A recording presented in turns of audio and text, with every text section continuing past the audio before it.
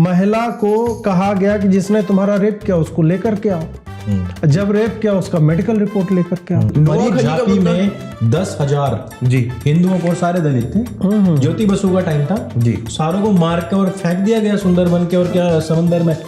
और पीड़िता ने राहुल गांधी को वीडियो मैसेज जारी करके बोला कि हमारे यहाँ भी आओ। तुम लोग जन्मना जाति को हमेशा गाली देते रहे और तुमने आने के बाद भी जन्मना जाति को खत्म नहीं किया, तुम फिर भी उसी सिस्टम को आगे धकेल रहे हो।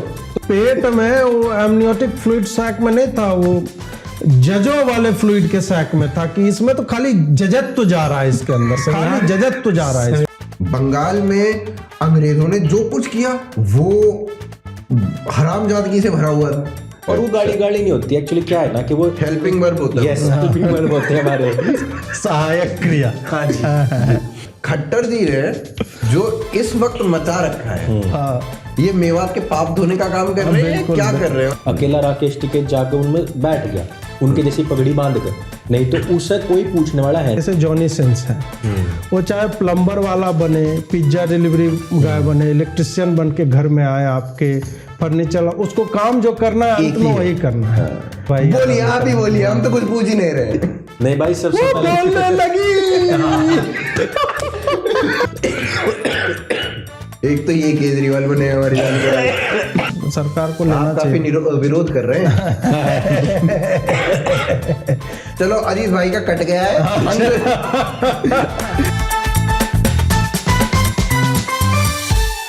तो नमस्कार मित्रों, आज भटके हुए युवा एक सप्ताह लेट हैं पर हैं। सबसे इम्पोर्टेंट यही है कि हैं। तो आज हम 4 विषयों के ऊपर बात करेंगे। सबसे पहला विषय हमारा रहेगा संदेश खली, सबसे इम्पोर्टेंट, सबसे महत्वपूर्ण विषय यही है। दूसरा कम इम्पोर्टेंट विषय है किसानों का, जिसके ऊपर सबसे अधिक चर्चा लोग कर रहे हैं पर हम बहुत ज़्यादा चर्चा नहीं करेंगे वहाँ पे।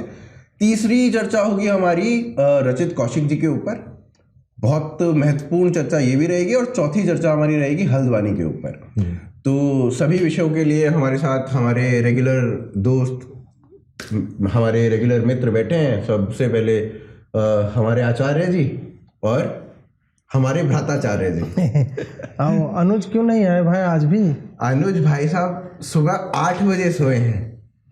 वो 8 बजे इतना सोए कि अब अभी भी उठे नहीं होंगे। वो भटके हुए युवा इतने ज्यादा अटके हुए युवा हो चुके हैं कि 5वां चैप्टर आ चुका है। लेकिन मुझे लग रहा है अनुज ने ये घोषणा कर दिया, राष्ट्रवाद ही मेरी दुल्हन है। मैं साला रात भर राष्ट्रवाद के ही साथ एडिटिंग में जो है लगा रहूंगा, सब कुछ त्याग। अब तो उनका पैर भी भारी नहीं है। सारी रात तो फिर भी लगे रहे ना, सारी रात। अब ये देखो, ये नॉटी हो जाते हैं। स्टार्ट से ही कहां पे कौन सी लाइन पकड़ने लगे ना। आपने पैर भारी का वो नोट ही नहीं है। नहीं पैर भारी नोटी कहां से हो गया? अच्छा, ना। और सारी रात एडिटिंग करते रहे, नोटी हो गया। हाँ, सारी रात आपने एडिटिंग तो खा लिया ना। आपने को सारी रात पे आपने सुबह 8 बजे तक लगे रहे। तो मैंने कहा यही तो कहा, 8 बजे तक कौन लगा रह सकता है? ये एडिटिंग करता है यार, कुछ भी मतलब।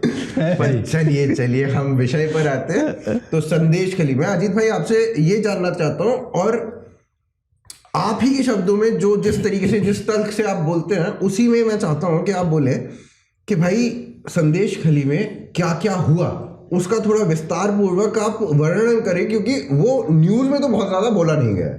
तो क्या क्या हुआ? संदेश खाली जो है वो बंगाल और बांग्लादेश के बॉर्डर वाले क्षेत्र में आता है। मेनली रिवर का ही बॉर्डर है। और ये आप 80 के दशक से वहाँ पे ये इशू जो अभी हमें दिख रहा है ना, वो 45 सालों से इंस्टीट्यूशनलाइज्ड रेप्स, गैंग रेप, हत्या, माफिया, जॉब जो है उसमें कट मनी लेना, ये सारा जो है चल रहा था। उसके बारे में क्या हुआ कि हम लोगों को नहीं पता था। क्यों नहीं पता था? बहुत दूर है, भाषा अलग है। इस कारण से हम ये जानते थे कि बंगाल में स्थिति क्या है, और ये जो रेडिकलाइज्ड मुस्लिम्स हैं, या खाली मुस्लिम्स भी बोल देंगे तो चलेगा, तो वो वहाँ पे जो आतंक मचाए हुए थे, ये किसी से छुपा हुआ नहीं है। हमें वो पॉलिटिकल प्रश्रय जो है उनको कम्युनिस्ट भी देते थे। उससे पहले यदि चले जाएं तो कांग्रेस ने भी दिया है, और फिर टीएमसी में काडर जो है सेम ही शिफ्ट होता चला गया। अभी जो कहानियां सामने आई वो कोइंसाइड किया दोनों का। किसान आंदोलन जिस दिन उधर आरंभ हुआ, इधर संदेशखाली से वो सूचनाएं आने लगी। और फिर भी मतलब थोड़ा सा है, भाजपा की तरफ से भी उतना एग्रेशन हमें नहीं दिखा। हमें लगा कि अच्छा कोई इशू है जिसको भाजपा जो है वो नॉर्मली एग्रेसिव ही रहती है कलकत्ता और ये सब में ममता को लेकर के, तो वही होगा। लेकिन फिर मैंने देखा स्मृति ईरानी का प्रेस कॉन्फ्रेंस, उसमें उनका स्टार्ट होता है जो उसमें वो बोलती हैं बांग्ला में कि सुंदर लड़कियों को और कम आयु की लड़कियों को उंगली दे के बोला जाता था कि तुम पहुंच जाना पार्टी ऑफिस में, और फिर रेप हो रहा है, गैंग रेप हो रहा है, 1 रात हो रहा है, 10 रात हो रहा है, कोई माँ बाप नहीं, कोई कुछ पूछने वाला नहीं है। फिर मुझे लगा कि इस विषय पे लिखना बोलना चाहिए, तो मैंने लिखा, फिर आप लोगों ने सबने लिखा, उसके बाद फिर हमने देखा भाजपा का एग्रेशन उसमें आया। ये तो एक पॉलिटिकल एस्पेक्ट हो गया कि न्यूज़ साइकिल में हम लोगों ने इसे एस्टैब्लिश किया और आज उसकी चर्चा हो रही है। कहानियां जो हैं वो इतनी विकट हैं कि ममता बनर्जी ने बोला भी है तो क्या बोल रही है वो बोल रहे हैं वहां पे कुछ हुआ ही नहीं है ऐसा, ये जो भी है भाजपा प्रायोजित है। नई नई एक जो है वो बनी है राज्यसभा गए बिंबो, वो भी जो है इसी, कोई स्त्री होकर के जहां पे मतलब मैंने पुलकित को बोला कि इस पे देखो हमारे पास वीडियो बांग्ला में कितने 2 घंटे में 22 वीडियो निकाले अलग अलग महिलाओं के। 2 घंटे में पुलकित की भाषा भी बांग्ला नहीं है। फिर यदि वो निकाल सकता है तो क्या बात है कि मेन स्ट्रीम मीडिया को नहीं मिल रहा, और बंगाल की चीफ मिनिस्टर को एक भी ऐसा नहीं मिल रहा है कि जिसमें एक्चुअल में कोई पीड़िता है जो क्लेम कर रही है रेप। उसके बाद फिर वेस्ट बंगाल पुलिस जो है धमकाने लगी कि आप मिस इन्फॉर्मेशन फैलाओगे तो हम केस कर देंगे, और एक्चुअल में उधर से समाचार आ रहे हैं कि कुछ पत्रकारों के ऊपर ऑलरेडी एफआईआर हो चुके हैं। फिर वही सागरिका का जो स्टेटमेंट था, उसने जिस तरह से इसको ट्रिविलाइज किया है, आप देखो कि एक तरफ क्लेम हो रहा है कि 40-45 सालों से हमारी बहू बेटियों के साथ इस तरह से हो रहा है। मैं बार बार वो शब्द रिपीट नहीं करना चाहता हूं क्योंकि उसका ट्रॉमा जो होता है ना, कोई भी सेंसिटिव व्यक्ति होगा वो बार बार जो है वो झेल नहीं पाएगा जी, वो रीइग्नाइट करता है, वो दोबारा से वो हमारे, वो बोल रही है उसको कंपेयर किससे कर रही है, तो ये पहलवानों के आंदोलन से। बोले यार कोई लेना देना ही नहीं, एक में एक्चुअल में संस्थागत तरीके से रेप हुआ है, उस आदमी को सत्ता का प्रश्रय हासिल है और उसका नाम लेकर के विधानसभा में ममता बनर्जी बोल रही है कि बताओ उसको टारगेट किया जा रहा है, ईडी ने टारगेट किया, आज इसने टारगेट किया। तो ये सब देख करके छाती फट जाती है। और फिर जब एक्चुअल केसेस की बात करते हैं उसमें 2-3 तो हमने बताया, फिर क्या है कि इनके बच्चों को उठा लिया जाता था कि हम इन्हें मार देंगे। अगर आपके हस्बैंड कोई व्यापार कर रहे हैं तो उसको धमकाया जाता था तो उसे मार देंगे, दुकान बंद रखो, सामान नहीं दे रहे हैं। और सब की जड़ में क्या है, अपनी बीवी को, अपनी बेटी को, अपनी बहन को जो है पार्टी ऑफिस भेजो। अंत में वहां की महिलाएं पक गई और उन्होंने डंडे उठाए, झाड़ू लेकर के भीड़ों में, हमने फोटोग्राफ्स अगर मिले तो स्क्रीन पे लगाया जाए कि हाथ में झाड़ू और डंडे लेकर के वो महिलाएं गई।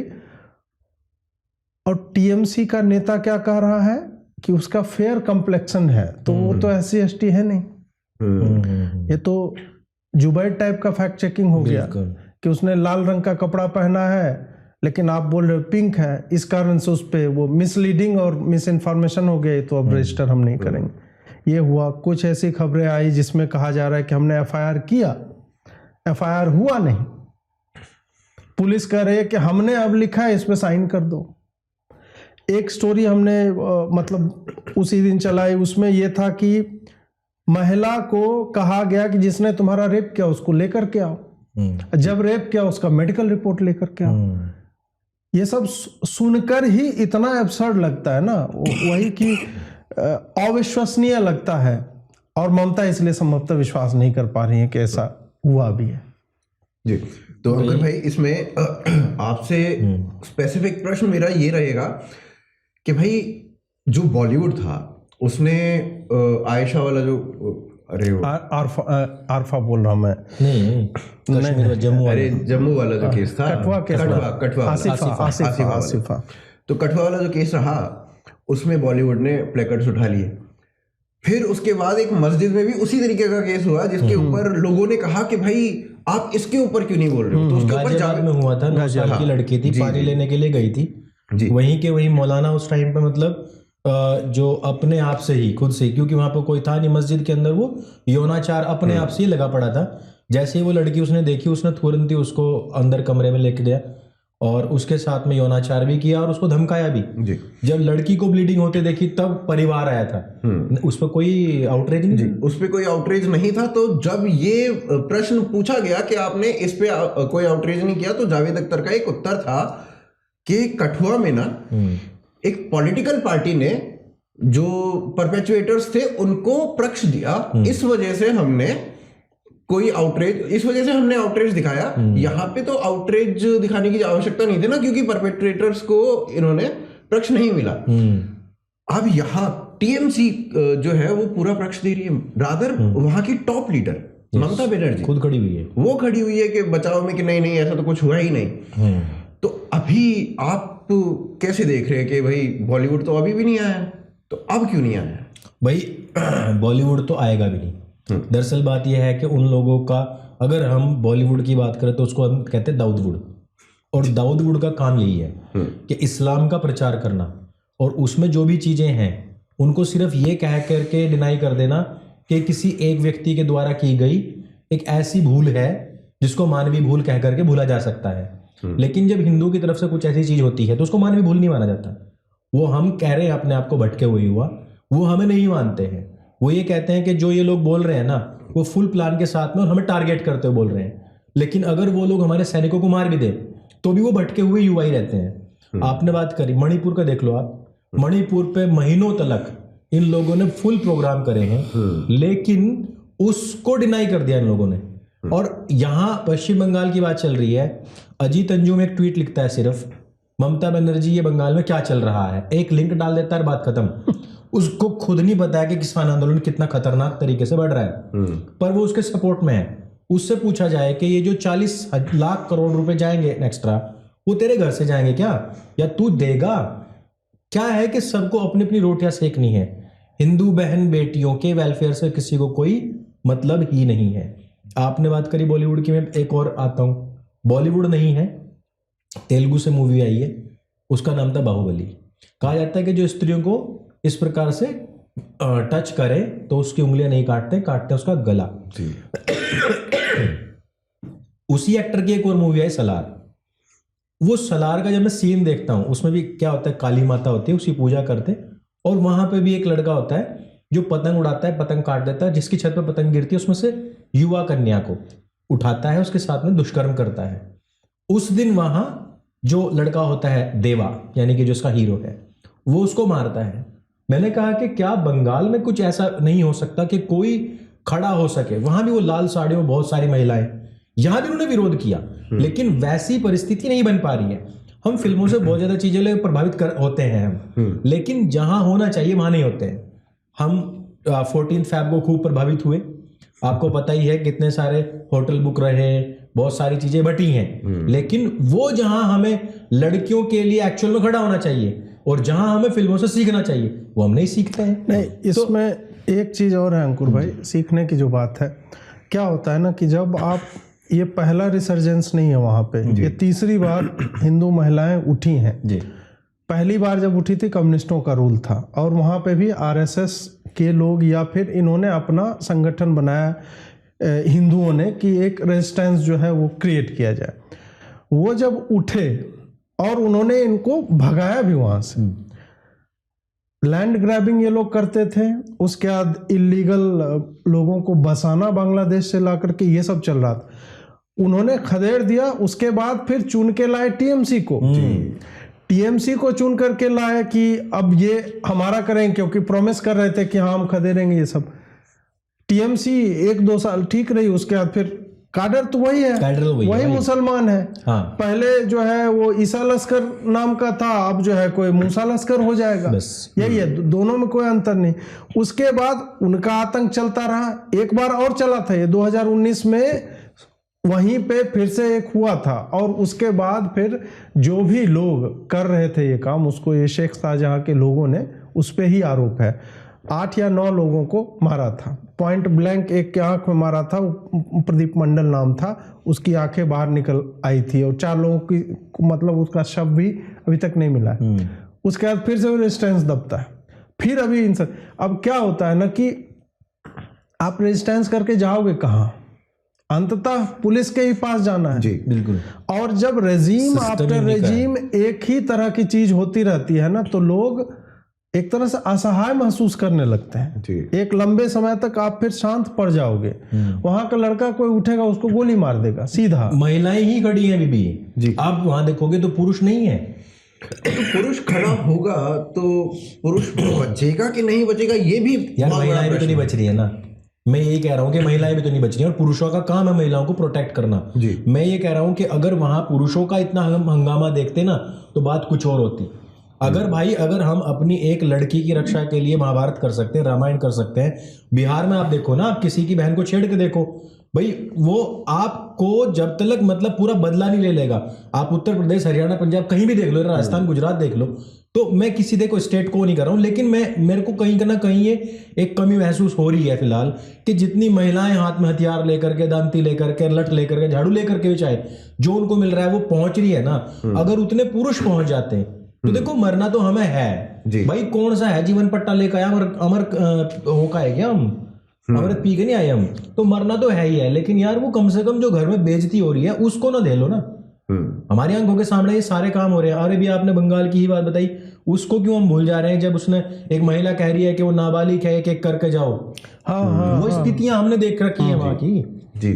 तो इसमें एक चीज ये भी है ना कि बंगाल के साथ तो ये सब चीजें बहुत कॉमन सी, और वो लाइमलाइट में भी नहीं आती है, बहुत कॉमन सी, चाहे वो मारीचगंज, मारी झापी, वो मुद्दा हो, नोआ उसके बारे में खाली था, ये किसको सब। पता है? भाई नोआ मरी खाली का झापी मुद्दा। में 10,000 जी हिंदुओं को, सारे दलित थे, ज्योति बसु का टाइम था जी। सारों को मार के और फेंक दिया गया सुंदरबन के और क्या समंदर में, और किसी को आज तक नहीं पता है उसके बारे में, मारी झपी के बारे में लोग नाम तक नहीं जानते, नाम तक नहीं जानते हैं। तो वो पूरा लाइमलाइट में नहीं आता है, कोई चर्चा नहीं है, कोई मीडिया उसे नहीं दिखाता है, आज तक मैंने नहीं देखा। मतलब ये हो रहा है अभी इसके संदेश खली में, इससे निकल के आप मारी झपी के बारे में बात कर सकते थे, हाँ। पर आपने नहीं करी, आपने इस मुद्दे के बारे में बात नहीं करी, तो उसके बारे में तो तब जाओगे आप। मीडिया को संदेश खाली में पहुंचने में ही इतना टाइम लग गया, जबकि सारे एंकर तो महिलाएं हैं। हाँ? जी। ये क्या तो कर बॉर्डर रहे थे सील उस कर दिन? देना, अभी वो श्वेता गई हुई है, हाँ। वो उन्होंने बॉर्डर ही सील कर दिया, बोला अंदर ही आप नहीं नहीं जा आना, सकते। जो हम करेंगे खुद करेंगे। तो ये चक्कर क्या है कि ये मतलब आप हाथरस में तो भाग के जाते हैं, हाथरस में भाग के गए, आप गए। अगर बॉर्डर भी सील नहीं होने देते हो, हाँ। इतना प्रेशर आ जाता है पूरी उसका ऑपोजिशन का और मीडिया का कि हाथरस इतना बड़ा मुद्दा बन जाता है। यहाँ पे बॉर्डर सील हो जाते हैं, कोई ऑपोजिशन जा नहीं सकता है, तो इसके ऊपर कोई मुद्दा ही नहीं बनता है किसी मीडिया को। अरे कोई सारी दिक्कत ही मीडिया नहीं है। यहाँ बॉर्डर पे खड़ी थी, बोल रहे कि 6 किलोमीटर पहले बॉर्डर सील कर दिया, हम यहाँ खड़े हैं, जैसे किसान आएंगे उनकी रिपोर्टिंग करेंगे। तो मतलब मैं कह रहा हूँ कि कोई भी स्ट्रीम मीडिया, चाहे मेन स्ट्रीम मीडिया, चाहे सोशल मीडिया हो, चाहे प्रिंट मीडिया हो, कोई भी उधर को जाने को तैयार ही नहीं है, क्योंकि मामला बंगाल का है। पर यही जानना तो यही है ना कि बंगाल में ऐसा क्या है, कौन सी सीढ़ी ले रखी है सारे भाई पत्रकारों उनका की। सिस्टम बैठा हुआ है वहाँ। नहीं, उसका मैं बताता हूँ कि क्या है ना कि कई बार आप एक एजम्पशन लेकर के चलते हो कि हम अगर ये करेंगे तो हम मोदी को काउंटर कर देंगे। इनको लगता है ऐसा नहीं करने से या एक तरफा रिपोर्टिंग करने से हम मोदी को काउंटर कर रहे हैं और उसका लाभ इंडिया अलायंस या जो भी है non Modi non Bhajpa party को मिलेगी। लेकिन चुनाव दर चुनाव ये दिख रहा है कि ऐसा कुछ नहीं होता है। और फिर उसके दूसरे तरफ ये है कि ये लोग जिस राह पे निकल चुके हैं ना, ये साला यू टर्न उस पे है नहीं। जिस दिन ये यू टर्न मारेंगे ना, जुबैर को देखे ना कैसे पेलने लगा है। एक उसने खबर जो है साला वो उल्टा दिखाया उसको, साले तुमको इसलिए हम भी मतलब पैसा देते हैं, तुम साले पंचर साटो, तुम उसी लायक हो, इस टाइप से तुरंत डिसऑन कर देते हैं उधर के लोग। तो उस डर के मारे ये लोग वो रास्ता जो है वो चुनते ही नहीं है कि नहीं हमको जाना ही नहीं उधर, सच बोलना ही नहीं है बस। लेकिन कहीं ना कहीं उनके इस इनकॉम्पिटेंस के कारण ना भाजपा को लाभ होता है। ये लाभ तो अगर आप, ये तो हिस्टोरिकल है ना, मोदी ने लाभ जो उठाया वो 2002 के ऊपर आपने कितना ही उसको गरियाया हर बार। और ये बरखा दत्त की खुद की स्टेटमेंट है 2012 में। बरखा दत्त ने उसमें क्या कहा था कि क्या अब मोदी गुजरात से दिल्ली जाएंगे, क्या 2002 की तरह ही इस बार भी वो फिर से लाभ उस बात का ले लेंगे, फिर से 2002 की बात शुरू हो रही है तो फिर से उनको लाभ मिलेगा। इस तरीके से 2012 में उसने स्टेटमेंट दी थी। तो हर बार जब भी 2002 की बात हुई मोदी ने लाभ लिया। तो ये तो जितना गरियाएंगे मोदी को लाभ मिलेगा उतना। और लोग इतने मूर्ख नहीं है, सबको पता है हाथरस में कोई रेप नहीं हुआ था, सबको पता था। सबको पता है कि प्रियंका गांधी राहुल गांधी कहीं जा रहे हैं तो विशुद्ध चूतियापा ही होगा।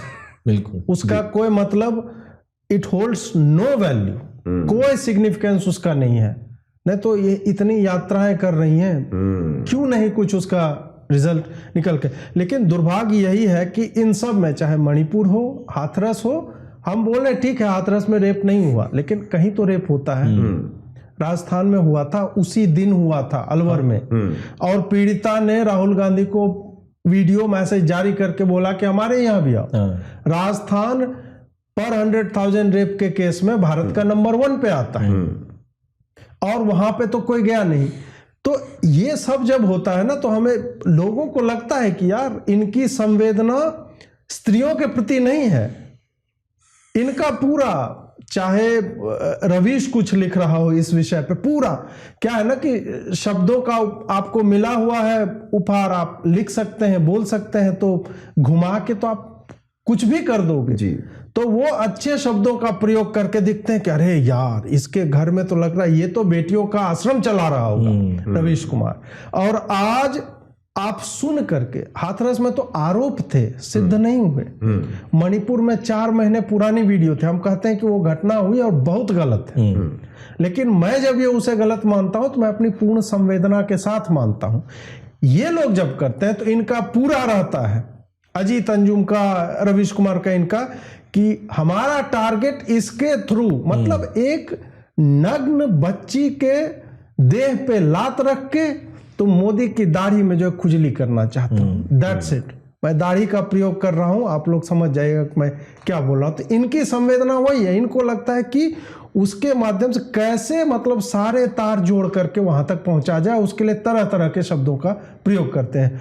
और आज के समय में जनता ये देखती है, उसको दिखता है, इसी कारण आज मोदी छाती ठोक के बोल रहा है 370 हम पार कर जाएंगे। तो ये लोग मदद करते हैं, लेकिन वही है ना कि पॉलिटिकली तो लाभ मिल जाएगा, लेकिन कहीं ना कहीं वो महिलाएं उसमें जो है घून की तरह जो है पिस करके गायब हो जाती है नैरेटिव से। जी। तो हाँ, इस पे पॉलिटिकली अब बात कर ही रहे हैं, तो पॉलिटिकली लाभ इसका भाजपा को मिलता हुआ दिखता है, जबकि भाजपा उसमें नैरेटिव बना नहीं रही है जिस तरीके से उनको नैरेटिव बना देना चाहिए था इसका। और आज तो मीडिया आपके हाथ में है काफी हद तक, एक साइड की मीडिया तो आपके हाथ में है, बाकी जो दूसरा पक्ष जो कर रहा है वो कर रहा है। पर फिर भी हमें यह दिखता है कि दूसरे पक्ष को जो बोलना है वही नैरेटिव बनता है, उसी के ऊपर हर तरफ की मीडिया जो है वो चर्चा कर रही होती है, चाहे फैक्ट्स दे चाहे कुछ और दे, पर चर्चा उस बात पे होती है जो नैरेटिव वो बना रहे होते हैं। यहां पे नैरेटिव बनाने का टाइम आपके पास था, आपने क्यों नहीं बनाया, आप बताइए। भाई ऐसा है कि देखो, वो तो हमने कई बार देखा है, भाजपा के जो पेजेस भी हैं वो आपका वीडियो कट निकाल दिया, इनका डाल दिया, हमारा डाल दिया, किसी और का डाल दिया। नैरेटिव बंगाल में जिस तरीके से उन्होंने खोया है, देखो जिस टाइम पे चुनाव वहाँ हुए और उसके बाद में जो हिंसा हुई और जिस तरीके से वहां से इनके नेता लोग भागे, बहुत सारे ने पार्टी बदल ली। आपने चुनाव की बात की ना, वो आप भूल गए, कैलाश विजयवर्गीय ने नवंबर में बोला कि हाँ सीए हमारा कोर इशू है, और दिसंबर साला सीए गायब, एनआरसी पे साला बंगाल के चुनाव में ये दोनों कहीं चर्चा में बात ही नहीं करी उन्होंने। और उसके बाद में हिंसाएं हुई, और सारे वीडियोस हमने देखे भाई, जिस तरीके से ये देख रहे हैं हम संदेश खाली की, उससे ही भयंकर वीडियोस उस टाइम के थे। अरे उसमें तो महिलाओं को नग्न करके और खींचा जा रहा था, वो सारे वीडियो थे, सारे थे। जो मणिपुर की घटना थी वैसी घटनाएं वहां पे अनेकों ऑलरेडी हो चुकी थी पहले ही, लेकिन उसमें तो कुछ नहीं बोला ना किसी ने भी। जिस तरीके से देखो बंगाल को इन्होंने अनाथ की तरह छोड़ा है, वो इस बात को भी दर्शाता है कि एक तरीके से वहां के लोगों के प्रति या तो संवेदनहीनता मान लो, या उन लोगों का अपने लिए स्टैंड ना लेना भी मान लो। भाई ये है कि ठाड़े के आगे झुके सारे। अगर मान लो देखो हम ही लट लेकर खड़े हो जाएंगे ना, तो पार्टिकल को आऊंगी कोड्डी होगा यार, तेल गैल लावंगी। तो भाई यह बात है, बंगाल का आदमी अगर नहीं खड़ा हो रहा ना अपने हक और हुकूक के लिए, तो ये पार्टियां उनको इसी तरीके से नाथ की तरह छोड़ देंगे। और नैरेटिव तो ये है कि हम आपने बना लिया, उसका कॉपी पेस्ट वर्ड लोग डाल देंगे। इस मामले में मानता हूं कि पार्टी बहुत कमजोर है, कि कम से कम अपने सपोर्टर्स के लिए वहां पे उनको जी जान लड़ा खड़ा होना चाहिए था। लेकिन वो होते नहीं है ना। बात तो भाजपा का यही है, और काफी लोग चिढ़ जाते हैं कि आप चुनाव के समय में मोदी जी कमजोर कर रहे हैं। तो मुझे ये जवाब दो ना कि 135 जो तुम्हारे कार्यकर्ता मरे थे, तो तुमने तो रैलियों में खाली उनके नंबर्स गिनाए, बियॉन्ड दैट तुमने क्या किया उनके लिए? कोई लीगल हेल्प नहीं, इनके पास तो डेटा नहीं था। मैं उसी वक्त रिपोर्टिंग करने गया था, और भाजपा वालों और संघ वालों के पास एक एक्सेल शीट नहीं था जिसमें नाम हो, एड्रेस हो, नंबर हो कि हम पहुंच पाए। बिल्कुल अपने लोकल कॉन्टैक्ट्स के माध्यम से वहां जाके कर पाए। वो हटाइए, अभी भी जो संदेश खाली में चल रहा है वो एग्जैक्टली यही होगा।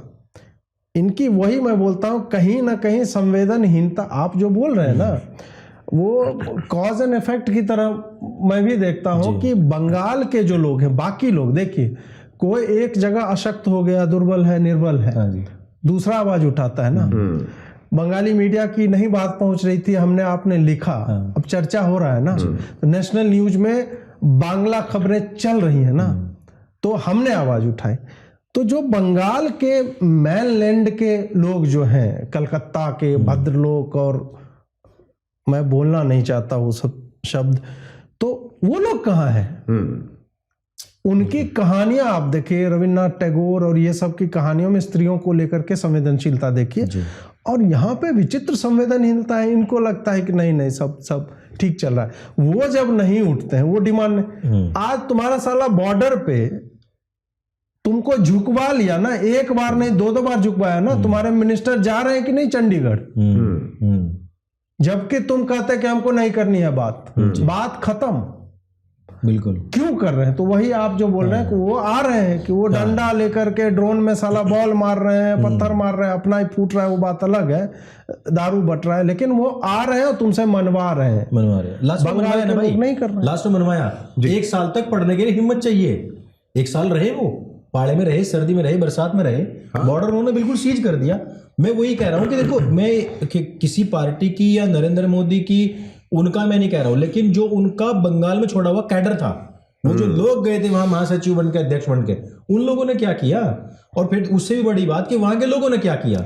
नहीं, ये जब आप बोलेंगे ना, तो नीचे कोई चिरकुट आएगा जो माथे पे कट्टर मोदी भक्त, और उसने बायो में भी हाँ मैं अंधभक्त हूँ ये लिख के जो रहेगा, वो आके तुरंत आपको घेर ले, तू क्या कर रहा है, तू खाली वीडियो बना रहा है। भोसड़ी के हम वीडियो ही बनाते हैं, हमारा वही काम है।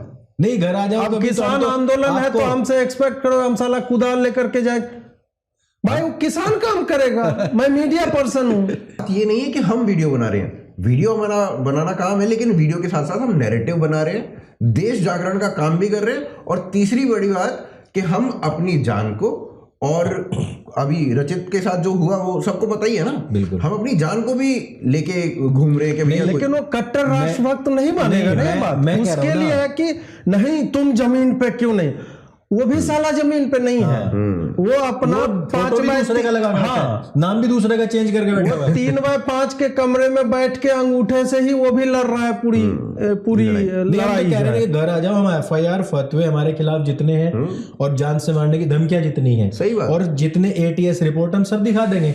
तो ये बिना जमीन पे उतरे ही हो रहा है क्या सारा काम? सही बात है। और जितने लोगों का जागरण आप लोगों ने किया है, जो ऐसे मुद्दे थे जिसके बारे में कोई आज भी जिस मुद्दे के बारे में मेन मीडिया नहीं बोल सकते वो मुद्दे हम बोल रहे हैं। मैंने अकेले वो जो डॉक्टर फिरोज खान को साला BHU में एंट्री दिलवा रहे थे संस्कृत विद्या धर्म संकाय में, जिससे पूरे विश्व के हिंदुओं के मुहूर्त आदि संचालित होते हैं, हमने अकेले आवाज उठाई थी। ऑफ इंडिया में मैं था और उसको साला उसका खत्म करवाया। दिल्ली राइट्स की रिपोर्टिंग अगर ऑफ इंडिया नहीं करती ना ऑन ग्राउंड जा करके, तो गोधरा टाइप का होता कि 59 कार सेवकों को जलाया वो हटा देता और बाकी कथा देखिए 37 मुसलमान मर गए। जिस दिन दंगा खत्म हुआ उस दिन जाकर के हमारे लोग, मतलब जहां आग अभी भी सुलग रही थी वहां पे गए और किया। तो इनको वही लगता है कि नहीं, फिजिकली जो चल रहा है ना वही कर रहा है, बाकी उसके कोई एस्पेक्ट नहीं है। और आपका प्रश्न था उसका एक एस्पेक्ट पे जवाब देना रह गया, मीडिया क्यों नहीं मैनेज कर पा रही है भाजपा। ये सही में दुर्भाग्य है कि प्रेस कॉन्फ्रेंस स्मृति ईरानी के स्टेचर का मिनिस्टर करता है और तुम्हारा कहाँ है मीडिया मैनेजमेंट, तुम्हारा कहाँ है भाई। बिल्कुल। क्यों वो न्यूज प्राइम टाइम डिबेट्स में, मतलब 10 बड़े चैनल ले लो, 10 से अधिक हैं, हिंदी इंग्लिश मिला के 15 ऐसे चैनल होंगे जिनकी व्यूअरशिप ठीक ठाक है। तुम साला 1-1 घंटा हर चैनल पे मैनेज नहीं कर पाते। हर दिन 5 डिबेट होते हैं, 1 घंटा ये लोग नहीं कर पाते हैं। तो कहीं ना कहीं एक आप कह लो कि अति आत्मविश्वास जो होता है ना, है इनके भीतर कॉम्प्लेसेंसी है कि अरे मोदी जी आएंगे निकाल लेंगे, जबकि ऐसे मुद्दों को इनको छोड़ना नहीं चाहिए था। वैसे समय में जब स्टालिन का बेटा उधर बोलता है, उसका इम्पैक्ट मध्य प्रदेश, राजस्थान और छत्तीसगढ़ के चुनाव पे पड़ता है और लोकसभा में भी पड़ेगा। बिल्कुल पड़ेगा। और दूसरी बात की इन्हें एक उदाहरण प्रस्तुत करना चाहिए था कि हाँ भाई मोदी जी हैं वो काम करने के लिए। देखो केंद्र के हाथ में है वो पावर कि वहां कर सकते थे। जिस तरीके से वो बॉर्डर सीज कर रहे हैं वो नहीं कर सकते, वो रोक ही नहीं सकते किसी को। अगर सेंटर पहले इसमें हस्तक्षेप नहीं किया, जो पोस्ट इलेक्शन हिंसा हुई है, उससे पहले पंचायतों में बहुत हिंसाएं हुई हैं, पिछले इलेक्शन में हुई है, तब भी मोदी जी 2018 पंचायत इलेक्शन से हमें पता चला कि वहाँ स्थिति कितनी खराब है। और 21 वाले में जब ये पूरा हिंसा हुआ, कल का मैं बता रहा हूँ कि कल चीफ जस्टिस के पीठ ने संभवतः ये बोला, CBI ने बोला कि यार वहाँ पे विक्टिम्स को धमकाया जा रहा है, सारे केस जो है ट्रांसफर 2 साल 3 साल लग गया। 2 साल 8 महीना लग गया अब आया है उसका ये करने में। तो संदेश खाली पे भी वही होगा। संदेश खाली में तो 2027-28 में। पर नहीं, संदेश खली का आई थिंक वो सुप्रीम कोर्ट में जा रहा है, किसी ने PIL दायर की है उसके लिए। करना चाहिए ना। वो भी आइडिया मैंने कल परसों दिया है स्पेस में, उसके बाद ये सब हो रहा है कि शायद स्वतः संज्ञान नहीं ले रहा है सुओमोटो, तो तुम जाओ ना साले, ले जाकर के मेंशन तो करो जाकर के। मेरे को ये समझ में नहीं आता, मणिपुर पे सुओमोटो हो सकता है तो संदेश खली पे सुओमोटो क्यों नहीं हो सकता? मणिपुर पे खाली सुओमोटो नहीं था, मणिपुर पे बोला तुम करो नहीं तो हम कर लेंगे। खुद कर लेंगे। वही वो चीज हो रही है। तो वो इनका भाई मीडिया मैनेजमेंट देखो बहुत जबरदस्त है, मानना पड़ेगा।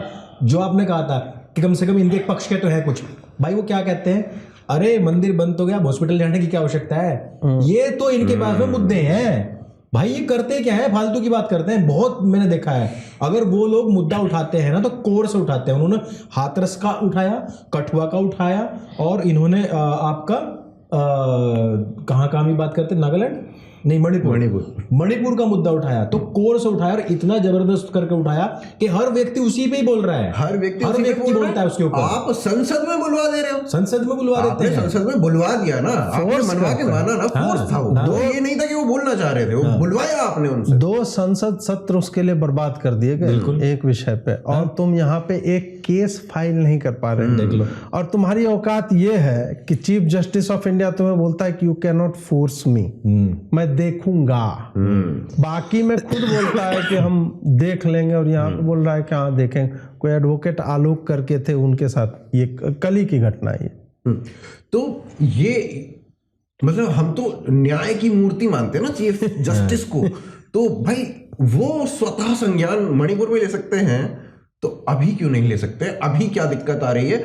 क्या ममता का इतना खौफ है भाई साहब? क्या वो खौफ किस चीज का है? नहीं, मैं इसमें यही देखता हूं कि सीधी सी बात है कि जो पैसे नहीं पहुंचाता है या जो मतलब कैश और काइंड की डील्स जो होती है वो नहीं करता है, तो उसकी बात नहीं सुनी जाएगी।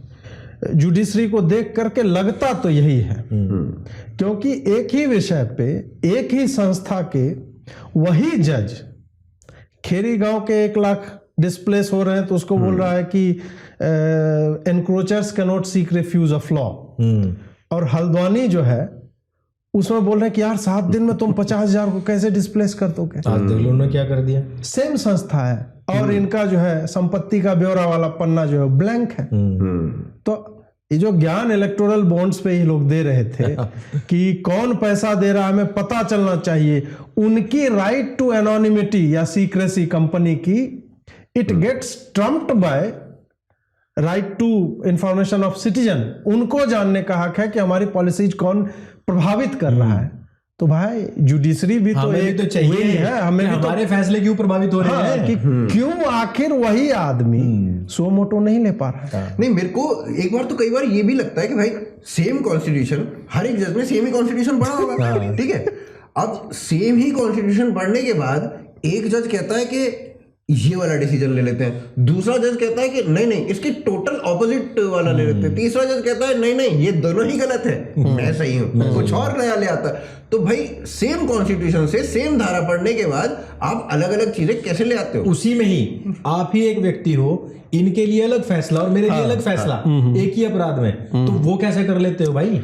तो ये क्या सबसे बड़ी समस्या तो ये भी तो निर्णय प्रभावित हो रहे हैं। अगर आपके निर्णय प्रभावित हैं तो क्या आपके ऊपर कुछ कॉग्निजेंस देश की सरकार को नहीं लेना चाहिए? एग्जैक्टली देश की सरकार नहीं, वो प्रेसिडेंट ये संपत्ति का ब्यौरा खाली सार्वजनिक कर लेना, हम लोग फिगर आउट कर लेंगे कहां इन्होंने पैसे लिए हैं इनके। यार अल्तमस कभी रिटायर हुआ चीफ जस्टिस संभवतः था, उसने अंतिम दिन पलट दिया था, नीट वाला या मेडिकल वाला जो जजमेंट था पलट दिया था, अंतिम दिन पलट के चला गया।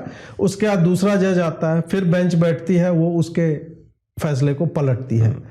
तो कितना एक्सचेंज हुआ हमें भी तो बताया जाए, या मतलब कैसे ये होता है, कोई क्रेडिबिलिटी है कि नहीं? अंतिम दिन इस तरह के फैसले जो है दे दिए जाते हैं। वही है कि आप बोलोगे तो कंटेम्प्ट जो है वो लगा दिया जाएगा जी। इन्होंने जब तक कंटेम्प्ट का लॉ निरस्त नहीं होता है तब तक हमें इसी तरह से बोलना पड़ेगा। और देखो ना, सबसे बड़ी बात मुझे मजेदार ये भी लगती है कि जिस व्यक्ति ने या जिन संस्थाओं ने, जिन लोगों ने ये कहा कि जी जो मनुस्मृति के खिलाफ बोलेगा ना उसके हाथ पैर कटवा देते हैं, जबकि मैंने मनुस्मृति उसमें कुछ ऐसा नहीं लिखा है। वो लोग खुद अपने आप ये नियम बना के बैठे हैं कि अगर हमारे खिलाफ कोई इस तरीके से बोलता है तो हम उसको सजा देंगे। भाई काहे को? तुम लोग जन्मना जाति को हमेशा गाली देते रहे और तुमने आने के बाद भी जन्मना जाति को खत्म नहीं किया, तुम फिर भी उसी सिस्टम को आगे धकेल रहे हो। तो भाई ये तो सिस्टम दिखता है, खाली सिस्टम जन्मना जज वाला भी सिस्टम, जन्मना जज वाला वही व्यक्ति जो इस बात को कह रहा है उसका हम कल गाड़ी में बात कर रहे हैं, हमने कहा कि देखो ये विरोध करते मर गए इस बात का, और फिर कॉलेजियम भी ले आए। तो फिर उसमें ये भी कर दिया कि भैया तुम चाहे कुछ भी हो, अगर तुम उसके पुत्र हो तो आगे तुम्हें सिस्टम में आगे में रखा जाएगा। डॉक्टर टांग पकड़ के निकाल के उनके नितंपों में ये जज बनेगा, वो भी सुप्रीम कोर्ट का, और पोटेंशियल तो एक सीजेआई तक बन सकता है ये। काय क्योंकि सही फैमिली में पैदा हो गया, सारा टैलेंट तो उसी में चला गया। कंटेम्प्ट ऑफ कोर्ट लग जाएगा। पेट में वो एमनियोटिक फ्लूइड सैक में नहीं था, वो जजों वाले फ्लूइड के सैक में था कि इसमें तो खाली जजत्व जा रहा है, इसके अंदर खाली जजत्व जा रहा है, संविधान के पन्नों में लिखा हुआ था भाई। तो भाई देखिए ये चर्चा करना बहुत इंपॉर्टेंट था, लेकिन इसमें और भी बहुत सारी चीजें आ जाती हैं। बंगाल की अगर आप इतिहास को पढ़ोगे ना तो बंगाल के इतिहास में ऐसी घटनाएं ना भरी पड़ी। बंगाल में अंग्रेजों ने जो कुछ किया वो हरामजादगी से भरा हुआ था। बंगाल में अंग्रेजों के जाने के बाद जो कुछ हुआ वो भी कम हरामजादगी से भरा हुआ नहीं था। वो बहुत सारी ऐसी घटनाएं हैं जिसके बारे में चर्चा की जा सकती है, जिसके बारे में कभी और चर्चा करेंगे भी। पर अब यहां से निकल के हम चलते हैं किसान आंदोलन पे। तो भाई क्या क्या चल क्या रहा है भाई? मारदत नहीं छोल चल रही, मारदत बहुत ही नहीं है। अगर हम यंगे को आ भी जा, आप फ्रेंच में बीच में क्यों बोल देते हैं?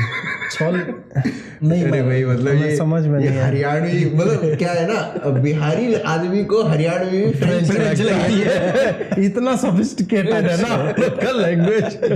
नहीं, छौल मतलब बोलते हैं हमारे यहाँ गन्ने को छीलना और मिल में पहुंचाना। हाँ हाँ और अभी मतलब गेहूं हो गया, सरसों होगी, तो ये सारी मतलब खेती में इतने लोग बिजी हैं। बिजी, अच्छा अभी लोग- कटाई वटाई का हाँ, सीजन हम चल बॉर्डर पे रहा आ है। ही नहीं सकते। हमारा तो अभी मतलब सीजन, मेन सीजन यही है हमारा तो भाई किसान आंदोलन जो कर रहे हैं, पहले तो मैंने तो जो भी देखी है इन्हीं की वीडियो देखी है।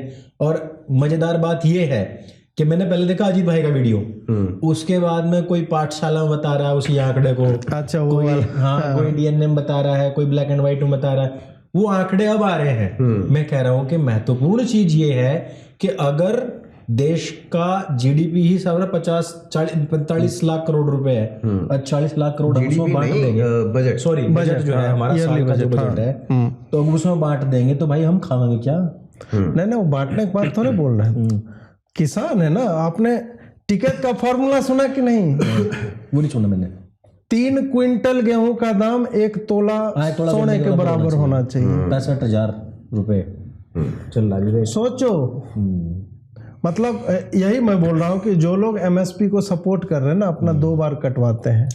हाँ सही बात है। पहला यह है कि तुम ही फाइनेंस करोगे एमएसपी को, बिल्कुल। और उसके बाद जब बढ़ जाएगा सामान का दाम, जो तुम 40 रुपये किलो आटा खरीद रहे हो, 35 रुपये 25 रुपये जो भी जहां से खरीद रहा है, तो साले आटे का दाम तुम्हारा ये अन्न और लहसुन दाता ये दे जाएंगे। बिल्कुल बिल्कुल है वो तो साला टिकट तो उस हिसाब से सोने के ब्रिक से घर बना लेगा। बना लेगा वो तो, बिल्कुल बना। 3 क्विंटल में फिर हमारे पापा बोले पढ़ाई लिखाई छोड़ो, खेती करो भाई यहाँ पे आके, बस खाली उपज रहा है। पर चक्कर ये भी है ना कि इसका दूसरा एस्पेक्ट सबसे बड़ा ये है कि अगर चलो मान लो आपकी सारी हमने बातें मान ली, क्या हम क्या बनाना चाहते हैं अपने देश को? पाकिस्तान। मतलब पाकिस्तान गर्त में जा चुका ना, इकोनॉमी में हम पाकिस्तान वाली हालत बनाना चाहते हैं। क्या करना चाहते हैं उसके साथ? नहीं एक तो लोगों को देखिए, कम्युनिकेशन स्ट्रेटजी आपकी इतनी वीक हो कि प्रधानमंत्री आके बोल रहे हैं कि हमारी तपस्या में कमी रह गई थी, ये कोई ढंग का कम्युनिकेशन नहीं है। प्रधानमंत्री होके तुम्हारी तपस्या में कमी रह कैसे सकती है भाई? सही बात। वो भी तुमने उन्हीं किसानों के जीवन को समृद्ध करने के लिए ब्रिलियंट 3 कानून लाए, काफी सोच करके, जिसमें तुम्हें समय लगा 5-6 वर्ष सत्ता में आने के बाद। How can you say that कि हम कम्युनिकेट नहीं कर पाए? तीनों कानून जो थे वो इन्हीं किसान यूनियंस की डिमांड थी। पहले डिमांड भी नहीं की। एग्जैक्टली। और उसके बाद आप जो है एकदम कंप्लीटली गिव अप कर देते हो। उसके बाद फिर वही है ना कि अब बोलेगा राफेल में जो आगे में टोटी लगा हुआ है उसे दारू हमारी टंकियों में भरो आके घर पे। कुछ भी मांग रहे हैं ना, कुछ भी मांग रहे हैं। कुछ भी मांग सकते हैं। दिक्कत बात तो यही है कि कुछ भी मांग सकते। अब इसका एक दूरगामी परिणाम ये है कि लोग, अभी तक क्या था ना, इससे पहले लोग आंदोलनों में थोड़ा सा विश्वास करते थे कि कोई बात हुई है तभी वो इतने लोग बैठे हैं। फरहान अख्तर .jpg कि इतने लोग हैं, कुछ तो सही बोल रहे होंगे, इसलिए मैं भी आया हूँ। तो ये मतलब ये विश्वास ही आप आंदोलनों से उठवा दे रहे हो लोगों का। दूरगामी परिणाम तो यही है। ऐसे आंदोलन जब भी होते हैं ना, देखिए पिछली बार बिहार में हुआ था एक आंदोलन, सिंहासन खाली करो कि जनता आती है। सिंहासन खाली हुआ, उसके देखिए कि जो छोटे छोटे निकले समाजवादी नेता, सारे के सारे इतने करप्ट थे कि अगले 30 वर्षों तक कोई दूसरा आंदोलन हो नहीं पाया। उसके बाद आया अन्ना आंदोलन, उसके देखिए मसाज ले रहे हैं, टेट्रा पैक में दारू चल रहा है, राशन कार्ड बना रहे हैं, राशन कार्ड बना रहा है, आलू बोल रही है, मतलब प्यार से राज्यसभा में जली थी। तो उसके बाद फिर होता है कि दिल टूट जाता है जनता का। जो लोग ठगे हुए महसूस करते हैं, 2012 में जो अमेरिका जॉब छोड़ के आए थे, वही मेरा पॉइंट यही है। उसके बाद फिर अब ये हो रहा है। अब किसान आंदोलन का क्या है ना कि हर आदमी कहीं ना कहीं किसान का ही बेटा पोता है। बिल्कुल बिल्कुल। बेटा नहीं होगा तो पोता तो जरूर होगा। है आप चले 91 से पहले उतनी ना जॉब्स थी, सारे लोग इसी में कहीं ना कहीं जुड़े हुए थे। उन लोगों का अब थोड़ा सा मतलब सोशल मीडिया के कारण कह लीजिए या जो भी है, अब लोगों को लग रहा है कि नहीं, इसी कारण वो लड़की जो है वो बोल रही है माँ चोद दूंगी मादर चोद। वो क्यों बोल रही है? ऐसा नहीं है कि वो दिन भर यही काम करती होगी, वो फंसी कहीं पे जा रही होगी और उसको ये उपद्रवी जो है आतंकियों के रूप में, मतलब एक बुढ़ा है यार, तुमको तमीज नहीं है बात करने की, और लोग उस लड़की को बोल रहे हैं कि संस्कार नहीं है, फलाना ढिमका।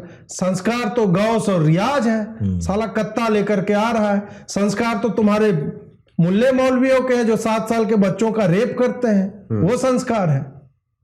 उस लड़की ने जो किया मेरी तरफ से परफेक्टली फाइन है। आप अपने आक्रोश को कैसे व्यक्त करोगे? बिल्कुल। बोले बाबा जी दादा जी ये मत करो, ऐसे थोड़ा होता है। वो तो माँ चोद दूंगी मादर चोद ही होता है, और वही एग्जैक्टली तरीका है।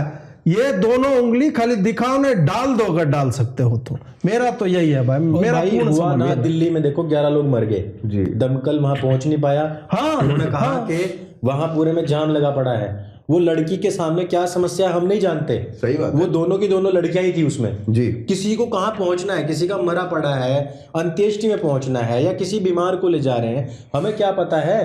वो उसका जो फ्रस्ट्रेशन अंदर से निकली है, ऐसे नहीं निकलता, कोई ऐसे नहीं बोल पड़ता और है। ये सब तब हो रहा है जब तुम्हारे नेता सरकार के साथ बैठ करके नेगोशिएशंस कर रहे हैं, तो उस वक्त तो तुम शांत हो जाओ भाई। बिल्कुल नहीं, हमारे जो है बाबे ने पत्थर मारा सी तो सर पे गिर गया सी, तो अब हम जो है बॉल मारेंगे सी। ये चल रहा है इनका। बस बस बस। मेरे को तो मतलब कई बार ऐसा लगता है कि 10 लोगों ने एक टीम बनाई टट्टी की, कि अब हम सड़क में बैठ के टट्टी करा करेंगे। तो लोग हाँ बहुत अच्छा टट्टी बढ़िया कर रहे हैं, वाह वाह वाह वाह भाई साहब क्या टट्टी की है आपने, वाह भाई साहब क्या टट्टी की है। तो ऐसा चल रहा है उनका। अब ये इस तरीके के आंदोलन में अगर कोई फिर गाली दे दे आपको, तो इनको टट्टी करने का अधिकार नहीं दे रखा, ये टट्टी दाता है। हाँ, टट्टी दाता है। तो ये चल रहा है मेरे हिसाब से। दाता मतलब जो 3 क्विंटल नाज एक तोड़े सोने के रेट में बेचना चाहता हूँ, दाता है। दाता है वो, दाता मेरे है। मुंह तो लिखा गाड़ी पर रोक ही लूं।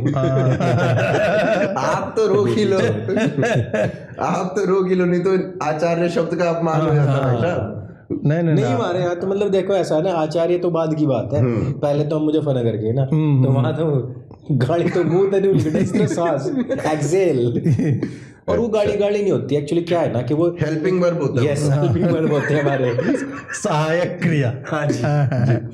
तो अभी मतलब इनको ये आपके सबसे बड़े किसान नेता को हमने दे दिया भारत रत्न, ठीक है। उसके बाद रालौद जो है आपके साथ जुड़ भी गई।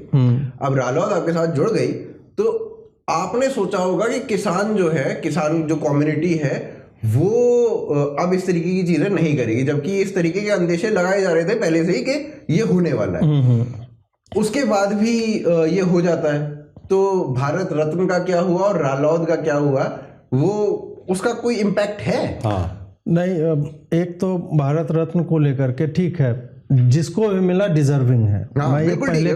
मैं यहाँ पे बिल्कुल ये नहीं बोला है कि डिजर्विंग नहीं थे, मिलना चाहिए था और पहले ही मिल जाना चाहिए था मेरे हिसाब से। एग्जैक्टली मेरा यही कहना है कि अजी पोस्टफॉर्मसली आपको देना है, जिस दिन सत्ता में आए एक डिसाइड करो, अगली 26 जनवरी को हमें ये सारे डिजर्व करते हैं, सावरकर तो फलाना ये वो सबको एक बार दे के खत्म करो। जो ही तुम ये सब करने लगते हो ना कि बिहार साधना है कर्पूरी ठाकुर को दो, वो सामाजिक न्याय का मसीहा नहीं था क्या 2014 के समय में? सही बात है। नरसिंह राव उस वक्त नहीं थे, मरने के बाद क्या उनकी आत्माएं भटक रही थी और काम कर रही थी किसानों के लिए कि चौधरी चरण सिंह को अभी दिया गया। तो ये प्योरली पॉलिटिकल चीज बना दी गई है, डिजर्विंग है, लेकिन लोग इसी कारण क्वेश्चन करने लगते हैं कि भाई डिजर्विंग थे तो तुम ये किसानों को साधने के लिए क्यों दे रहे हो? ये गलत है। अब इसका इम्पैक्ट इन सब चीजों का कहीं ना कहीं मुझे नहीं लगता है कोई भी इम्पैक्ट होता है। आपने मोहन यादव को वहां का सीएम बना दिया, नहीं इधर बिहार और यूपी की यादव सज जाएंगे, घंटा नहीं सकते हैं इससे। मतलब ये सब है ना कि ये पोस्ट प्रोडक्शन में जाके चीजें सुधारने की बातें कि ब्राइटनेस थोड़ा बढ़ा दो, अजीत जी गोरे लगने लगेंगे, यही है। अजीत जी गोरे हैं नहीं, लेकिन ब्राइटनेस जो है बाद में थोड़ा सा, अरे नहीं तो वो तो ऐसे, तो ये वही है कि मोदी जी ने किया है keep calm and trust Modi, यही वाला है कि वो सही ही किया होगा, इसका कोई इम्पैक्ट नहीं पड़ेगा। ये भारत रत्न और ये सब का, जैसे आपने तपस्या में कमी का इम्पैक्ट लेना चाहा था ना पंजाब से, 2332 सीटें हैं पंजाब में भाजपा की, यदि आपको पता ना हो तो है 7 चीफ मिनिस्टर भाजपा के पंजाब में से और पंजाब जो है स्वतंत्र राष्ट्र भी बन के, वो पता नहीं पंजाब में हैवी इंडस्ट्रीज लग गई हैं, अब सब कुछ भाजपा में हो रहा है भाई साहब। वहां के तालाबों में खिल रहे हैं ना फूल, कमल ही खाली खिल रहे हैं, खाली कमल, गैया भी चल रही है, तितलियां उड़ रही हैं, कृष्ण जी बंसी बजा रहे हैं। कहा है मोदी जी की तपस्या कमी रह गई थी उस वक्त। अब कहाँ है अमर सिंह, बताओ कहाँ है वो सारे सारे लोग। और देखो डायरेक्ट सबको दिख रहा है, पंजाब के किसान सबसे ज्यादा समृद्ध हैं, सबसे ज्यादा नदियां वही हैं, सबसे ज्यादा नदियों का पानी वही रोकते हैं। हरियाणा के साथ लड़ाई क्या थी? नदियों का पानी रोकते हैं, सबसे ज्यादा प्रोक्योरमेंट भी रोकते हैं। 70% प्रोक्योरमेंट ना पंजाब और हरियाणा के किसानों से होता है। उनकी इसी कारण से फटी हुई थी कि आढ़तियों का ये नियंत्रण समाप्त हो जाएगा। और इस कारण इसीलिए मैं कहता हूं कि जो नेगोशिएशन चल रहा है ना एमएसपी का, सरकार के हम मानते हैं एमएसपी, अब क्या होगा, हम 38 या 36 भागों में भारत को विभाजित करेंगे एरिया और पॉपुलेशन वाइज, और तुम्हारे यहाँ से 5% प्रोक्योरमेंट होगी, बिहार से 3% होगी, 7% आंध्र प्रदेश से होगी, 8% उत्तर प्रदेश से। ये खाली लागू कर देना, ये लोग तुरंत बोलेंगे कि अपना दारू का बोता और कटोरा जिसमें दारू लेकर वो बोलते हैं चलो भाई चलते हैं उधर पंजाब चलो। अभी देखोगे अगर आप उत्पादन के मामले में उत्तर प्रदेश सबसे ऊपर है, लेकिन फिर भी उत्तर प्रदेश से ऐसा कुछ होता नहीं है। उत्तर प्रदेश का किसान उतना समृद्ध नहीं है जितना हरियाणा पंजाब। हाँ, हरियाणा पंजाब का है, लेकिन उत्पादन हमारा सबसे ज्यादा है भाई। लैंड मान लो या कुछ भी मान लो, हमारे पास ज्यादा है। दूसरी बात जो आपने कही, एक और बात इसमें ये भी है कि मध्य प्रदेश का जो गेहूं है, अब सब कहते हैं कि एमपी का गेहूं खाएंगे, एमपी का गेहूं कहीं पे भी लेने जाते हैं तो एमपी का शरबती आटा करके जो सबसे हाई प्राइस उसी का होता है। तो एमपी का किसान भी समृद्ध नहीं है, किसान का हरियाणा पंजाब का समृद्ध। अच्छा, आपने कही थी भारत रत्न की बात, तो अब देखो जो जाट लोग थे हरियाणा के उत्तर प्रदेश के पहले, वो मिले भी थे, अभी तक वो नहीं आए हैं। अकेला राकेश टिकैत जाकर उनमें बैठ गया, उनके जैसी पगड़ी बांध कर, नहीं तो उससे कोई पूछने वाला है नहीं। दूसरा सबसे बड़ी उसकी औकात पता लग गई थी अभी आपको, जब इलेक्शन हुए थे उत्तर प्रदेश के, तो 2022 में उसके खुद के बूथ पे लोगों ने वोट नहीं डाला था, सारे भाजपा को वोट गए थे। देखो उसको पता लग लिया है कि जितना तेने कमाना था कमा लिया, आगे तेरा अब जो दुर्वा बैठने वाला है नहीं। लेकिन वो क्या है कि क्योंकि उसे किसान दिखना है। अभी आपने आंदोलनों पिछले बार देखोगे 550 करीब संगठन थे, अब की बार केवल 78 हैं, और वो भी सारे सारे पंजाब के हैं। इधर हमारे वालों ने ना भानु ने ना टिकैत ना किसी ने भी ऐसा धरना नहीं दिया है। 4 लोग आकर टिकैत द्वार पर नीचे खड़े हुए थे गाजीपुर बॉर्डर पर, उन्होंने पुलिस वालों ने अपनी गाड़ी में भरे, बोला भाई चलो सर दावत करवाओगे, आओ वहां चल रहे आए थे बेचारे हरा साफा लेकर, लेकिन उन्होंने अंदर साफ कर दिए। सारा बॉर्डर खुला हुआ है, हाँ प्रिकॉशन के नाम पे है, पुलिस खड़ी है, बैरिकेडिंग कर रखी है, आधा रास्ता खोल रखा है। लेकिन मैं मानता हूं कि पश्चिम उत्तर प्रदेश के, अच्छा ये भी नहीं है कि भाई पश्चिम उत्तर प्रदेश में सारे जाटी हैं, भाई मुजफ्फरनगर में मान लो, मेरठ लो मान लो, मारे तो सहारनपुर तो लेकर आप गाजियाबाद तक देख लो। मैं नू कहूँ अगर जो तुम गिनती करवाने लग जाओ ना, उनसे ज्यादा त्यागी मिल जाएंगे तुम्हें। हाँ सही बात, त्यागी ब्राह्मण मिल जाएंगे, किसान जो उनसे ज्यादा है। बात क्या होती है ना, मैंने वही बात कही कि जो आदमी लठेत है उसकी बात सुन ली जा, क्योंकि डंडा करेगा तो सरकार कोड्डी होगी। हम लोग नहीं होते, हम अपने करने खाने कमाने में लगे हुए हैं। हमारे 2 बालक हैं, तो एक किसानी करेगा एक नौकरी करेगा, काम चल जाएगा। हमें हुआ नहीं है कि हमें चौधराट लेनी या हमें कहीं पर्चा लेना, उन्हें पर्चा लेना होगा तो उन्हें काम करेंगे काम। लेकिन ये है कि पश्चिम उत्तर प्रदेश और हरियाणा में फिलहाल लॉकडाउन है, हाँ भारत रत्न से और जयंत के विलय से कुछ प्रभाव पड़ा है। अच्छा, तो आपको लगता है प्रभाव पड़ा है? मेरे को भी कहीं किसी नहीं, मैं बोल रहा हूँ विलय से प्रभाव पड़ा है, भारत रत्न से उतना मैं नहीं देखता हूँ। हाँ नहीं, मेरे को भी कहीं ना कहीं एक वो विलय के लिए आपने जो नींव बनाई, नींव तो यही थी, वो कर सकते हैं वो, तो विलय तो इसी कारण हुआ। अदरवाइज तो उनके जो पुराने बयान थे वो कैसे कह पाते कि मोदी जी ने दिल जीत भाई लिया। यूं मानो ना, इनके द्वारा कोई विधायक नहीं, इवन ये मानो कि इनके बाबा की जो कॉन्स्टिट्यूएंसी थी वहां भी भाजपा जीती, विधायक भाजपा का है। जब इनके हाथ पर लगू है नहीं, ऐसे में एकदम से इनकी जोड़ी में पड़ गया भारत रत्न, तो उस टाइम पर तो मतलब आपको लगेगा ना भाई बहुत कुछ है, अगर यही मिल गया हमें तो सही बात है, है, बहुत बड़ी बात है ये भी सही बात। लेकिन अभी आपने हरियाणा और पंजाब की बात करी थी, तो हरियाणा और पंजाब, पिछली बार हरियाणा ने बहुत सपोर्ट किया, बहुत, है ना, बहुत। इस बार वो सपोर्ट आपको हरियाणा के बॉर्डर पे ही नहीं दिख रहा होगा कि हरियाणा के बॉर्डर पे ही उनको कोई जींद में नहीं दे रहा। सपोर्ट कर रहे हैं ना ड्रोन भेज के। तो ये अभी चलो ड्रोन की बात आ गई तो पहले ड्रोन की बात करते हैं। खट्टर जी ने जो इस वक्त मचा रखा है, ये मेवात के पाप धोने का काम कर रहे हैं, क्या कर रहे हैं, मतलब ये भाई और साल भर जो इनका मतलब उन्होंने देखो सॉरी आप खांस लो, हम नहीं, बोलो ऐसा हुआ जब पिछली बार 1 साल तक आंदोलन चला, हरियाणा के किसान बहुत त्रस्त हुए क्योंकि जो बाईपास रास्ते थे वे बहुत छोटे थे, ट्रैफिक बहुत ज्यादा था, गाड़ियां बहुत ज्यादा थी, खेत सब समतल कर दिए गए, बेचारों की फसल खराब होगी। अब फूल गोभी है, खुली गोभी, अब वह फसल ऐसी है कि उस पर ऊपर ही मट्टी बट्टी, सारी गोभी का नाश हो गया था। मतलब ये मान के चलो कि पंजाब के किसानों ने हरियाणा के किसानों की गोभी खोद दी, गोभी खोद दी कहावत भी है। तो अब मान के चलो कि जब उन्होंने गोभी खोद दी तो अब की बार तो परेशान होने ही थे, वो जब साल भर की बंद गोभी खोल रहे हैं, बंद गोभी खोल रहे, ठीक। तो हाथ दे दे ये जरूरी भी है।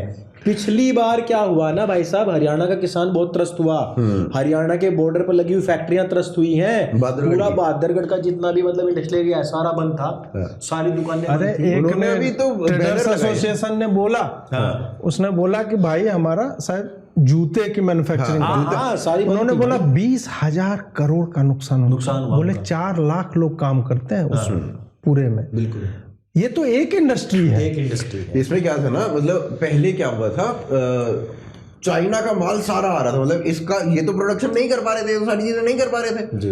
तो उसको पूर्ति करने के लिए चाइना से हमने इंपोर्ट करा है। तो ओवरऑल देखो इनका बिजनेस कहाँ गया।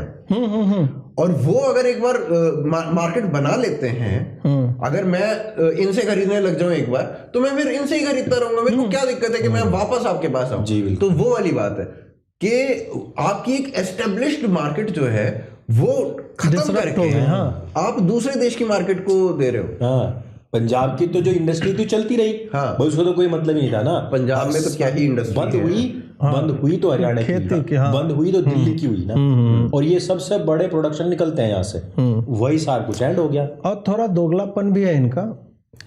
पहले अमरिंदर भेज रहा था कि दिल्ली जाओ, और उस वक्त इनका स्टेटमेंट निकालो ये केजरीवाल का, वो बोल रहा था कि नहीं आप क्यों नहीं दे देते हो।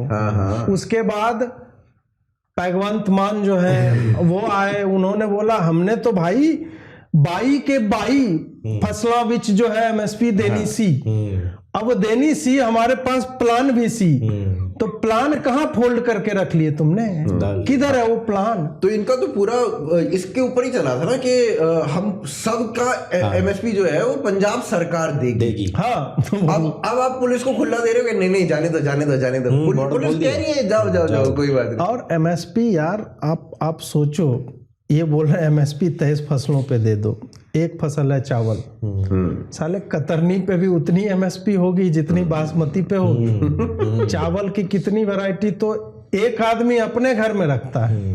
अब रीजन वाइज आप निकाल लो चावल की भारत में कितनी वैरायटी है। क्या ये पॉसिबल है? ये पॉसिबल नहीं है, इसीलिए इस तरह की गारंटी नहीं दी जा सकती है। और दूसरा चक्कर इसमें अभी इस पे केजरीवाल ने फिर आपको एक फॉर्मूला भी दिया है, अगर देखा है आपने, तो उस फॉर्मूले में कितने फ्लॉज हैं उसके बारे में भी चर्चा कर लेते हैं।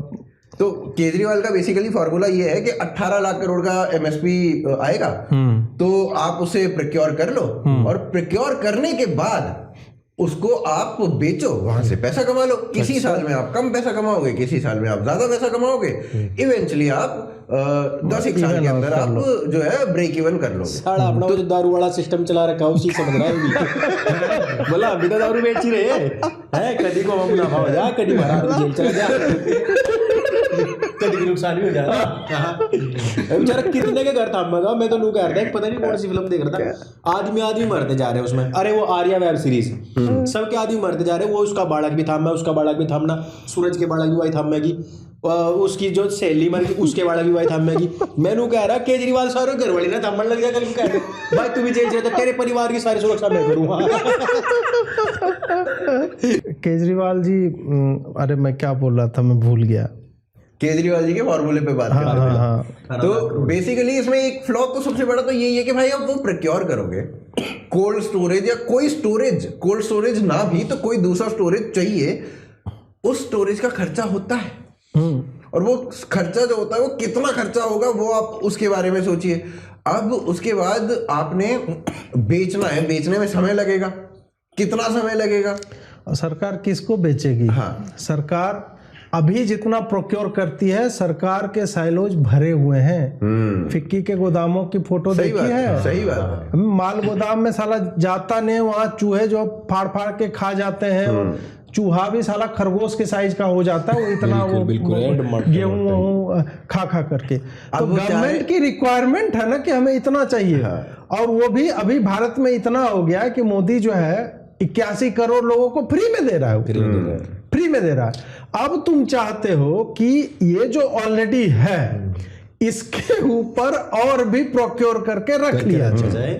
और उसके बाद तो वही है कि अब चौराहों पे कबूतरों के लिए बांटे जाएंगे वो गेहूं जो है, छींटे जाएंगे। वो कह रहे हैं कि जो राजधानी वगैरह जो कंपनीज है जो बहुत महंगा ले लेती है किसानों से, एमएसपी से भी महंगा लेते हैं, वो सारे बंद करो।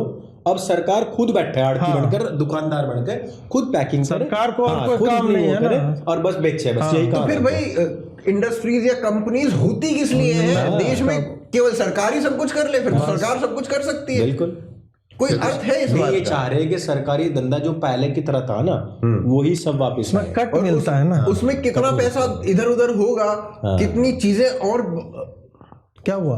अच्छा, उसमें कितना पैसा इधर उधर होगा और कितना भ्रष्टाचार बढ़ेगा, उसके बारे में कौन बात करेगा? ये केवल प्रोक्योरमेंट की बात नहीं, इंफ्रास्ट्रक्चर जो आपने बोला, इंफ्रास्ट्रक्चर की आवश्यकता होगी। प्रोसेस यदि करना है, खाली गेहूं थोड़े दोगे, फिर बोलोगे कि दाल है तो साला पॉलिश करके दाल दो, उसको बढ़िया करके दो। उसके बाद फिर डिस्ट्रीब्यूशन का एक नया चेन क्रिएट करना पड़ेगा यदि आप इंडस्ट्रीज को ही बेचना चाहते हैं। इंडस्ट्री आपसे क्यों लेगा? सही बात। आपने एमएसपी जो है 22 रुपया 75 पैसा और इनके हिसाब से 200 नहीं 50 रुपए किलो मान लो, यही कर रहे हैं ना ये। इंटरनेशनल मार्केट प्राइस 18 रुपये तुमसे अच्छी क्वालिटी का गेहूं उपलब्ध है, बिल्कुल लेगा। तो तुम जो ये 18 और 50 माइनस 18 कीजिए आप, 32 रुपया पर किलो एक्स्ट्रा जो जाएगा वो किसकी जेब से जाएगा? हमारी टैक्स पेयर की जेब से जाएगा इवेंचुअली। और ये तुम इंडस्ट्री को बोल रहे हैं बेचो, इंडस्ट्री फिर जो अपना जो तुम्हें जो बेचेगा फिर किसके जेब से जा रहा है पैसा? ये किसी को समझ में नहीं आता। तो बात वही है ना कि इवेंचुअली आप 300 रुपए, पाकिस्तान में भी 300 350 रुपए किलो आटा बिक रहा है, तो आप 350 रुपए 400 रुपए किलो आटा करना चाह रहे हो ताकि भारत को पाकिस्तानी बनाना चाह रहे हो ना, और क्या करना चाह रहे हो? तो ये जो बातें हैं ना, ये बातें जनता तक पहुंचती हैं। जनता इतना कैलकुलेशन तो जानती है, इतना तो पढ़ लिख गई है। नहीं, योगेंद्र यादव मीठा बन के आ जाएगा वो। अब योगेंद्र यादव जो है ना, हाँ वही, वो तो है ही साला, वो तो है ही। वो आ जाएगा कि नहीं मैंने जो है वो लाल रंग गमछा लपेट करके, उसका ये है कि मैंने ये कहा और मैंने तो पहले ही डिबंक किया फलाना, उसका तो डिबंक मैंने कर ही दिया था। उस पर एक बात मुझे कहनी थी कि जैसे जॉनी सिंस है, वो चाहे प्लम्बर वाला बने, पिज्जा डिलीवरी गाय बने, इलेक्ट्रिशियन बन के घर में आए आपके, फर्नीचर, उसको काम जो करना है अंत में वही करना है। तो योगेंद्र यादव भी वो कितना भी इंटेलेक्चुअल बन जाए, कृषि पे बोले, बेरोजगारी पे बोले, करनी साले बकचोदी ही है अंततः। भयंकर बकचोद है वो आदमी साला। मतलब वही जो मैं बात आपको बोल रहा था, शांत होकर के बहुत लगता है कुछ ज्ञान की बात कर रहा है, नहीं, बकचोदी भी बहुत शांत होकर की जा सकती है। अगर आप सुनना चाहे तो मैं कर दूंगा, मतलब 1 आध घंटे कर सकता हूं मैं। अब इतना टैलेंट तो हम में भी है, लेकिन वही है कि किन लोगों पे आप विश्वास, क्या आप योगेंद्र यादव, हाँ साले हम जानते हैं उससे ज्यादा। योगेंद्र यादव कैमरे के लिए किसान बना फिरता है। एक जगह पिच क्यूरेट कर रहे थे साले, मना हमने पिच बनाई और गेंद इधर से निकल गई। तुम्हारी पिच पे कौन गेंद अपनी घिस घिस के निकाल ले रहा है, उसकी चिंता कर लो तुम पहले जा करके। हुआ था यूपी इलेक्शन के टाइम पे। हाँ, हमने अखिलेश के लिए पिच बनाई, हाँ, लेकिन छटके पेल गई योगी जी। तो वो तो खैर उन्होंने तो पेलने भी थे, पर इसका जो है ना लाभ मेरे को खट्टर को भी मिलता हुआ दिख रहा है। ये जो किसान आंदोलन है और मोदी को 100% मिलता हुआ दिख रहा है। बिल्कुल मिलेगा। यस, देखो बात बड़ी ये है कि जो लोग किसान हैं उनके लोग भी बाहर हैं, उनके लोग भी कमाते हैं, और अब पंजाब की जो भूमि है वो पहले से बहुत ज़्यादा खराब हो चुकी है। आप सभी को पता होगा कैंसर स्पेशल ट्रेन चलती है ऑलरेडी वहाँ से, और जितना उन्होंने यूरिया का, पेस्टिसाइड का इस्तेमाल उत्तर प्रदेश में नहीं होता है, उस छोटे से लैंड में होता है। उन्होंने वो सारा कुछ ले लिया, अरे अब तो वो खत्म होने वाला है। इनका रिजेक्ट हो जाता है गेहूं, हाँ, इनका चावल रिजेक्ट हो जाता है उपजाया हुआ। वेबसाइट पे आप गूगल करेंगे आपको मिल जाएगा कि घटिया क्वालिटी का है। बिल्कुल, हर वर्ष 1 मीटर वाटर जो है नीचे जा रहा है उनका। तुम कितना वाटर लेवल बहुत नीचे जा चुका है जी। और वहां पर अभी क्या है कि बिजली फ्री करने की क्यों बात कर रहे हैं, क्योंकि इनका सबमर्सिबल लेवल बहुत नीचे है, तो वहां से वो उठाने के लिए बड़ा मोटर लगाना पड़ता है। अब हमारे यहाँ देख लो आप, अभी कुछ टाइम तक हमारे सहारनपुर में 50 फीट पे चौवा होता था, चौवा मतलब पानी 50 फीट से निकाल लेते थे। अभी हमारा जो है 75-100 तक गया है।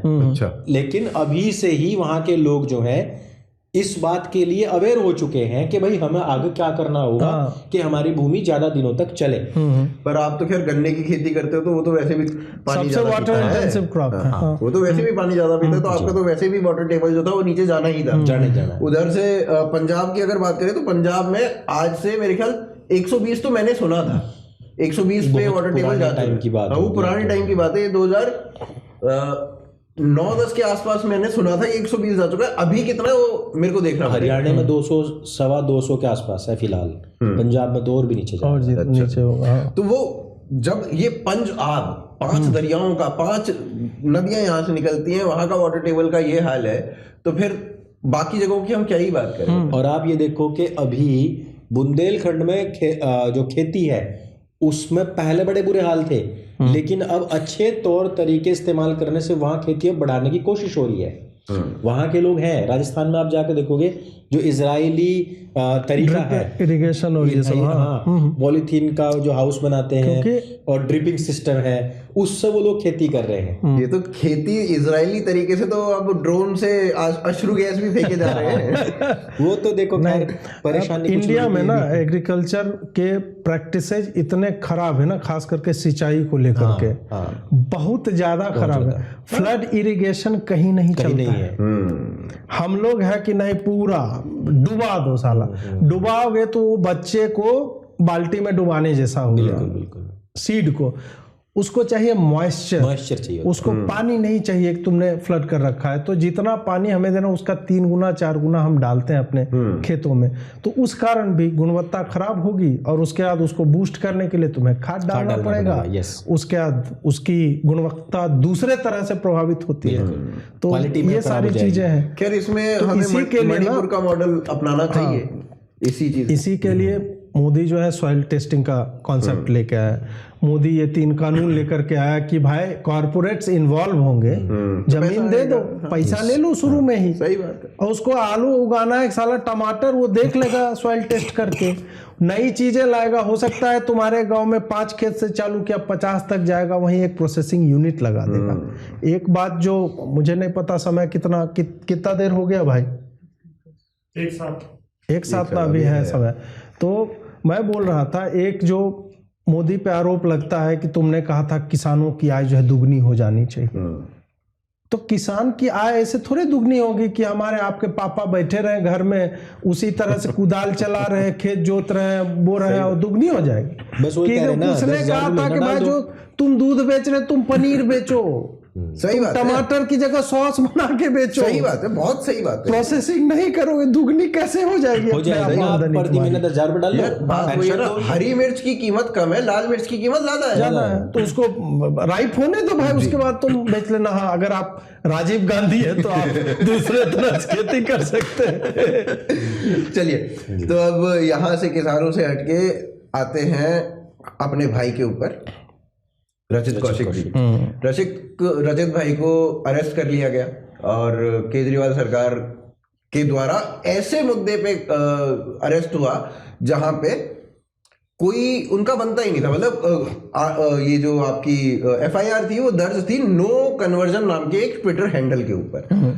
अब उसने नो कन्वर्जन ने बीते दिनों में रजत भाई की कोई एक वीडियो उठा के डाल दी और पुलिस ने कहा, लुधियाना पुलिस ने कहा कि इसने वीडियो डाली है तो इसका अर्थ ये है कि ये ही नो कन्वर्जन चलाता है। तो कितना ज्ञान की बात है। हाँ, तो रचित कौशिक को इस बात के लिए उठा लिया गया कि उनको लगता है कि ये नो कन्वर्जन ट्विटर हैंडल ये चलाता है। तो ये तो सरे बाजार, और ये मतलब वो वीडियो केजरीवाल के अगेंस्ट थी। जो वीडियो अभी नो कन्वर्जन ने रचित कौशिक की डाली वो केजरीवाल के अगेंस्ट थी। उसके जो शीश महल वाली बात थी, पुरानी वीडियो थी, वो अभी उन्होंने डाली। तो भाई इसमें ये तो सीधा सीधा ये एक प्रेजुडिस लगता है ना, कि आपको क्या लगता है प्रेजुडिस है कि नहीं है? देखिए, इन लोगों ने मेन स्ट्रीम मीडिया बहुत मैनेज किया, बहुत प्रचार किए, विज्ञापन करवाया कि मोहल्ला क्लिनिक फलाना ढिमका। इन सारे नैरेटिव्स को तोड़ कौन रहा है? आप तोड़ रहे हैं, हम तोड़ रहे हैं, ये तोड़ रहे हैं, रचित तोड़ रहा है। सब अलग अलग विधाओं में काम कर रहे हैं। कोई एनालिसिस ला रहा है, कोई रिपोर्टिंग कर रहा है, कोई पब्लिक ओपिनियन कर रहा है, कोई सटायर लेके आ रहा है। यूट्यूबर्स का इम्पैक्ट भाजपा को छोड़ के सबको पता है कि यूट्यूबर्स या यूट्यूब के जर्नलिस्ट जो हैं वो क्या कर सकते हैं। मनीष कश्यप को उठाना तेजस्वी के द्वारा ये बताता है कि हम लोग तो फिर भी आप नेशनल लेवल के यूट्यूबर कह सकते हैं, वो तो लोकल था। उससे कैसे सत्ता डरती है?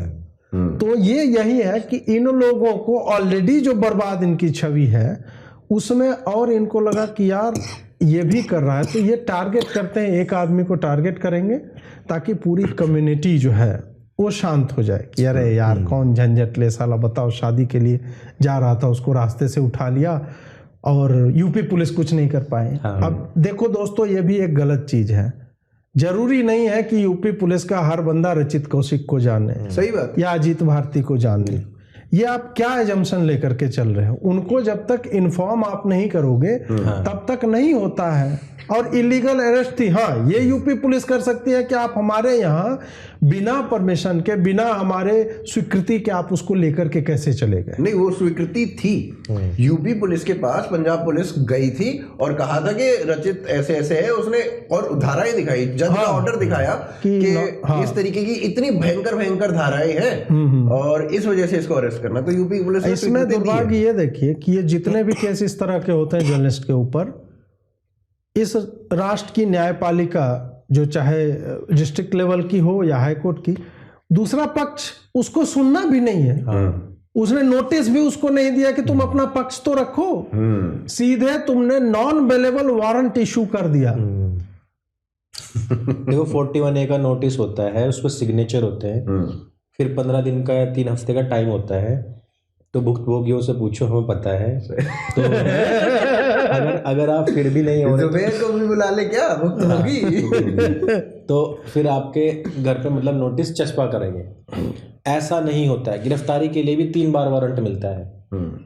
ये तो मैं मान के चलता हूँ कि इन्होंने कुछ ज्यादा ही तावड़ इसलिए दिखाई है क्योंकि मामला जो है उसके लड़के का बन चुका था और घेरने का तरीका है। नहीं तो जो पुलिस, मान के चलो आपके जो पंजाब पुलिस है, हरियाणा, पंजाब, दिल्ली पुलिस बहुत सख्त बताई गई। और मान लो कि कोई भी बड़े से बड़ा केस होता है ना, ये सुलझा लेते हैं। उस पुलिस को ये ना पता हो कि पूरे पेज के ऊपर कहीं रचित का एक वीडियो नहीं है, नाम भी नहीं है, और दूसरी तरफ एक दूसरे को मेरे ख्याल से फॉलो भी नहीं कर रखा उन्होंने, और फिर भी एक वीडियो देखते ही आपने उसे उठा लिया। तो ये तो फिर इनकी जो मेंटालिटी है ना, उसके ऊपर सीधे सीधे इंगित करती है। दूसरी चीज कि इन्होंने वहां का जो आईओ था, मेरी जब रचित के पिताजी से बात हुई तो उन्होंने बताया कि आईओ को तुरंत उन्होंने चेंज कर दिया। चेंज करने का मतलब ये होता है कि आप उस कार्रवाई में डिले करना चाहते हो क्योंकि अब उसको ये बात पता लगेगी नए वाले को। दूसरा, जब आपको ये आभास हो जाता है कि हमने गलत कार्रवाई कर दी, तब भी आप चेंज करते हो क्योंकि वो आपके सामने नहीं होता, वो आपने भगा दिया कहीं और, दूसरा ले आए, वो कहेगा हाँ जी मुझे तो पता ही नहीं था, चलो हो गया। वो बातें हुई हैं। वो जो मैं अभी आपने कहा सुस्मिता की वेब सीरीज देखते हो कि बॉलीवुड में मेरा इंटरेस्ट तो तब हुआ है जब ये जेम्स ऑफ बॉलीवुड देखना शुरू करा मैंने। अच्छा। उन्होंने बताया था कि इस आर्या में क्या हुआ कि वो तो दिखा रखी है वहाँ हिंदू, और किस तरीके से मतलब उन्होंने नशा, मांसाहार, दारू, पूरा परिवार बर्बाद है उसका। ये देखते देखते मैं काफी चीजें समझा। और जो रचित भाई का पहला चैनल उड़ा था, आपको पता है, वो एक तूफान फिल्म आई थी, और तूफान फिल्म पे उन्होंने एक वीडियो बनाया था। अच्छा। उनका जो वो जो था, जिसको आपने कहा कि कौन सा है, फरहान.jpg, उसका वो वीडियो था, फिल्म तो नहीं चली, लेकिन उसमें जो लव जिहाद वाला सीन देखा होगा आपने, वो वे चीजें हम लोग जो भी कुछ बोलते हैं, आपने सही कहा, ये नेशनल तो मान ही सकते हैं अपने आप को, इन सब चीजों का इम्पैक्ट बहुत दूर तक जाता है। वो व्यक्ति जो है उस बॉलीवुड के ही प्रपंच में फंसा है भाई। उसके चैनल बहुत अच्छा चल रहा था, सब लोग बढ़िया देख रहे थे, लेकिन वो एक वीडियो बनते ही सार खत्म कर दिया गया। वो भी मैं मानता हूं कि बिना किसी पूर्व सूचना के अपने तरफ से की गई ऐसी अनैतिक और अन्यायकारी कार्रवाई थी उस व्यक्ति के ऊपर। वो पहले भी इस बात को झेल चुका है, ये दूसरी बार हुआ ऐसा कि जिसमें ना कोई समन है, ना कोई पूर्व सूचना है। मान ले दे दी मुजफ्फरनगर पुलिस को सूचना, मुजफ्फरनगर में तो वो रहता ही नहीं, सही बात, उसका तो दिल्ली का है, उस तक पहुंचा ही नहीं है वो लेटर, और आपने जाकर वहां पर जो है रास्ते से उठा और बाद में बताया जब गाड़ी में चले गए। हाँ, वो क्या था, वो अपनी साली के ब्याह में गए थे, भांजी के ब्याह में गए थे, वो अपनी भांजी के ब्याह में गए थे। अब वहां से पार्लर से मंडप तक उनको लेके जा रहे थे, पत्नी और भांजी साथ बैठी थी, पीछे से एक स्कॉर्पियो आई, आगे रुकी और इन्होंने ब्रेक लगाई, अंदर से एक चाबी काट ली सीधे ही एकदम, अंदर से एक सरदार जी निकले, उन्होंने रचित को निकाला बाहर, और अंदर गाड़ी में 3 सरदार जी और बैठे हुए थे। तब तक इन्हें ये नहीं पता था कि ये पुलिस वाले हैं, क्योंकि पुलिस की वर्दी नहीं पहन रखी थी। और फिर उसके बाद इनको जब ले गए, तब बोला कि इनके ऊपर बहुत सीरियस धाराएं हैं, हम पंजाब पुलिस से। चाबी, गाड़ी की चाबी काट ली इनकी, चाबी नहीं दी। हाँ, तो पुलिस वाले का काम पुलिस वाला सबसे पहले करता ही है। और यही जब उनसे पूछा गया कि भाई आपको नहीं पता था शादी है, जब इतना सब कुछ पता था, बोला कि नहीं, हमें तो ये लगा था इस टाइम तक शादी नहीं पट लेती है। अबे सांझ लोग कहाँ शादी नहीं पटती है भाई, सांझ को तो शुरू होती है। और तुम्हारे पास फोन ट्रैक करने के लिए था, फोन पे कॉल करने के लिए नहीं था कि भाई पेशी दे दो। 3 नोटिस हमने सर्व कर दिए, तब डिफॉल्ट होता है, तब गिरफ्तारी होती है। बिल्कुल बिल्कुल, तुमने पहले ही की। तो ये मेरे को वही प्रेजुडिस तो था ही, पर केजरीवाल का खौफ है भाई इस लड़के के अंदर बहुत ज्यादा, केजरीवाल के अंदर डर तो है। केजरीवाल के साथ मेरे को ये लगता है ना कि इसको कोई बर्दाश्त नहीं है कि मेरे खिलाफ कोई इतना सा भी कुछ बोले। खौफ है। तो वो वाली चीज है कि मैं बोलने ही नहीं देना चाहता किसी को। पर चलिए अब आगे बढ़ते हैं। अगले अभी मतलब उसको बेल मिली है। अच्छा, अभी तो वो खैर वहां से मतलब निकला, दिल्ली नहीं आया, नेक्स्ट वीक आएंगे। हाँ, तो तब बात करते हैं। ऊपर से मतलब सीएमओ से भी मुझे भी फोन आया था, तो उन्होंने भी मुझे कहा, कहने लगे भाई अभी क्या स्थिति है, क्या परिस्थिति है। तो वहाँ मुजफ्फरनगर की पुलिस को, वहाँ के लोगों को तो अब पता पड़ा कि रचित कौशिक है क्या। भाई अगर मान लो कि अगर आप स्टेट लेवल पे, मैं कह रहा हूँ कि गिरफ्तारी के खिलाफ मत खड़े हो, लेकिन कम से कम जो चीजें हैं उनको पहले संज्ञान तो ले लो। सही बात। आप हमारे स्टेट से किसी बंदे को लेके जा रहे हो तो जानो तो सही वो है क्या, कौन है, तुमने कितने नोटिस दे दिए, कौन। लेकिन मैं कह रहा हूँ कि मजिस्ट्रेट ने लिखा ही उस तरीके से है। आप ये देखो पीछे से ही लिखवाया ही वैसे जाता है। राजस्थान का जो मजिस्ट्रेट उस टाइम था जिसने मेरे खिलाफ निकाला, वो मुस्लिम था, सीधी सी बात है। और उस व्यक्ति ने डायरेक्ट ही कह दिया गिरफ्तार ही करो, नहीं हो रहा है तो सारा कुछ कुर्क कर लो इसका। भगवान के शुक्र से ये है कि मेरे तो नाम पे कुछ है ही नहीं, कपड़े भी मेरे नाम नहीं है। पर ये बताओ, ये शुक्राचार्य तो दैत्यों के थे, भगवान के कैसे हो गए शुक्र? आचार्य जी फंस गए। भगवान की कृपा होगी ना, भगवान की दया होगी, भगवान का शुक्र कैसे हुआ? ऐसा है ना जी कि शुक्र तो वैसे भी हिंदी में ही है, जुम्मा नहीं है ना। मैंने ये नहीं कहा है भगवान का जुम्मा हो गया। तो शुक्र तो हमारा शुक्र तो शुक्राचार्य, वो भी ईश्वर की ही कृति थे। अच्छा, भाई भगवान नहीं बनाया, भगवान के अलावा कोई तो है नहीं।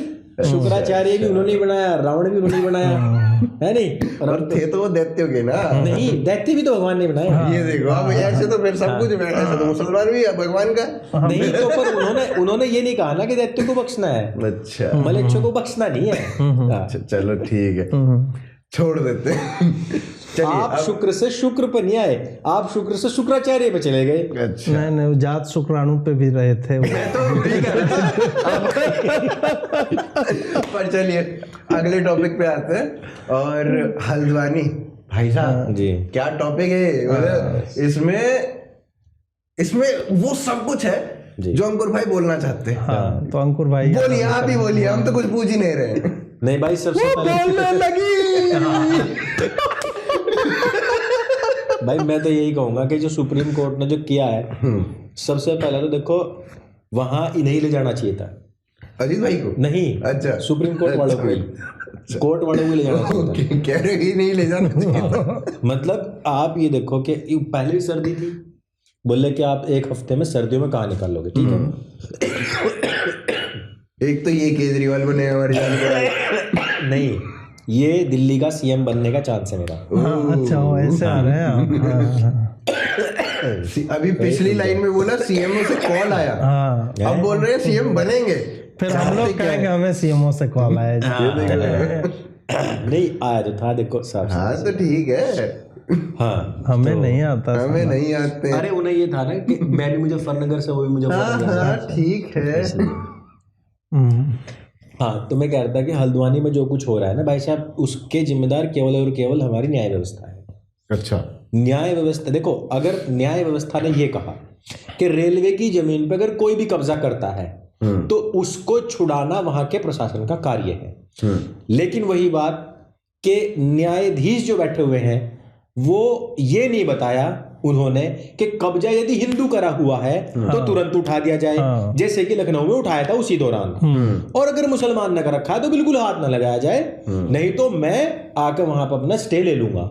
वही चीज है जो हम अभी न्यायालयों के ऊपर, न्यायाधीशों के ऊपर थोड़ी देर पहले बात कर रहे थे कि उनकी भी जो आमदनी है या आय है, संपत्ति है, वो भी डिस्क्लोज होनी चाहिए, तो हमें पता लगे कि कहां से कितना कितना मार रखा है माल। तो वही चीज वहां हुई कि जिस टाइम पे वहां गए तो सलमान खुर्शीद वगैरह रात को पहुंचे, कोर्ट खुलती है और स्टे आ जाता है। चलो भाई, 7 दिन में नहीं 50 दिन में कुछ तो टाइम देना चाहिए था, महीना 2 महीना, भाई गर्मी आ जाएगी तब उठा देना। कुछ दिया ही नहीं, स्टे लेके ये सो गए। और इस बात का हमें बहुत टाइम पहले से पता था।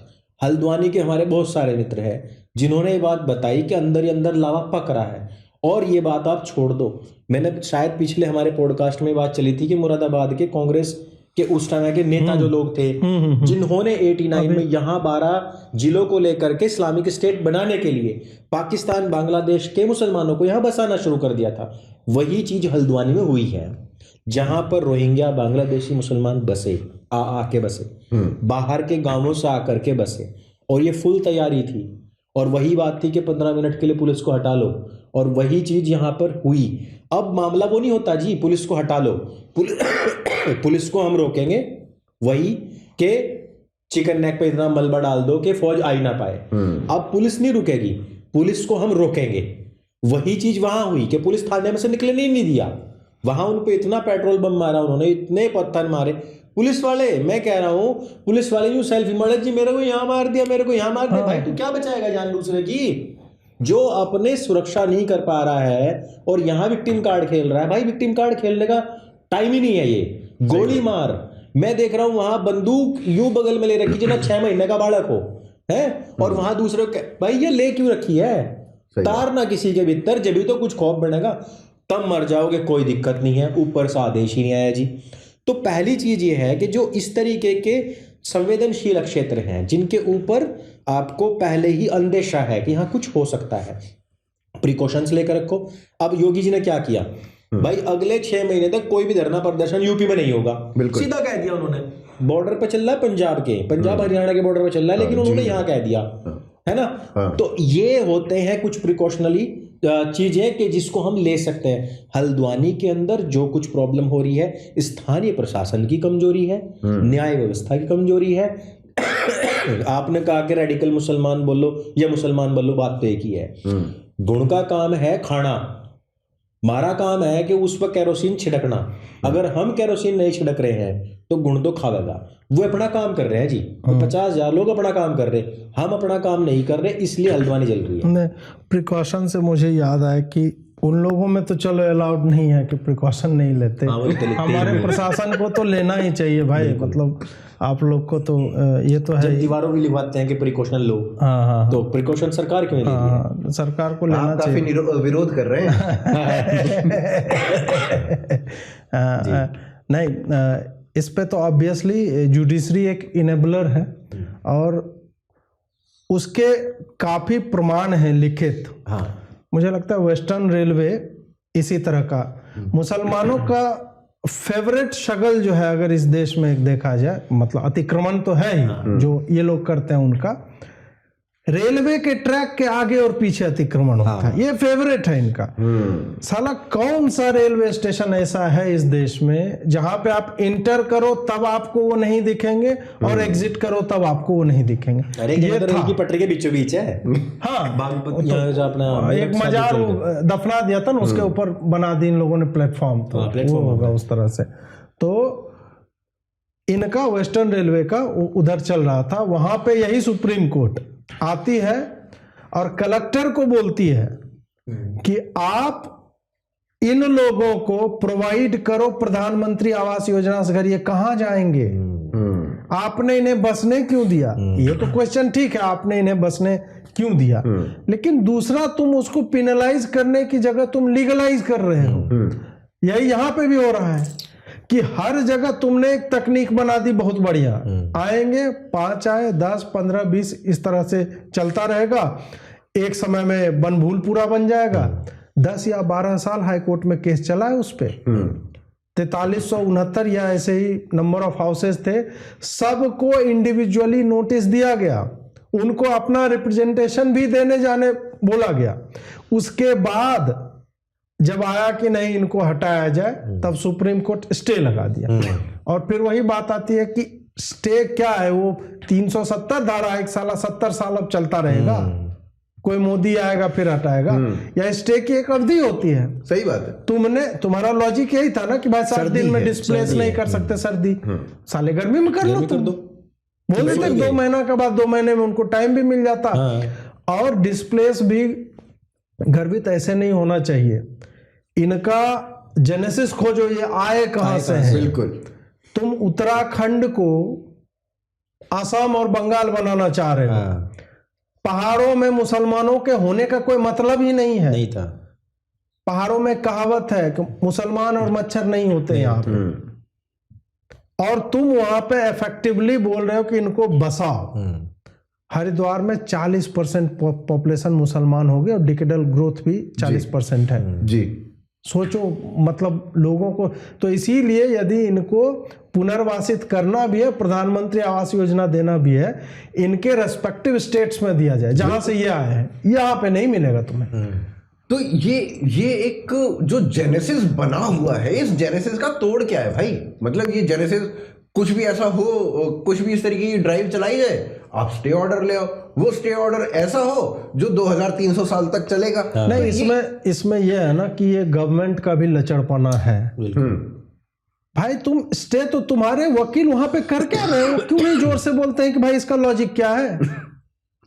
जो कॉमन सेंस हम और आप अप्लाई कर रहे हैं, जब स्टे लग गया तो क्यों गवर्नमेंट के वकील ने नहीं बोला कि आप इंडेफिनेटली नहीं लगा सकते? बिल्कुल। और यदि कोर्ट लगा भी रही है तो उत्तराखंड की विधानसभा ने क्यों नहीं उसको पलटा कि नहीं, ये लॉ एंड ऑर्डर हमारा इशू है, हमारा ये हम करवाएंगे। और दूसरा मेरे को एक चीज इसमें ये भी पूछनी है कि भाई जो कोर्ट है, कोर्ट केवल सबूतों के आधार पर चलता है, गवाह सबूत के आधार पर चलता है। आप तो उसको मानवीय आधार, अरे ये मेरे को ऐसा फील हो रहा है कि गलती हो जाएगी, अरे भैया उसने दोष किया है कुछ, तो आप उसको सलाह दो, बात करो।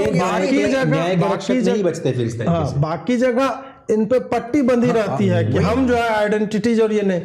इनके केस में पट्टी उतार के चुम्मा भी ले लेते हैं ये तुरंत। क्या रे तुम आओ चुम्मा दो, चुम्मा अंगूठी चुम्मा लो, साला पता नहीं क्या क्या चूम लेते हैं उसी चक्कर में, और उनको आ जाता है मजा। उसके बाद मजा आ जाता, फिर कहते हैं जी स्टे लगाओ जी। स्टे कब तक का ये नहीं बताएंगे हम। पता नहीं सलमान खुर्शीद क्या देख आता है भाई अंदर ही अंदर, कि मतलब मान जाते हैं तुरंत ही है।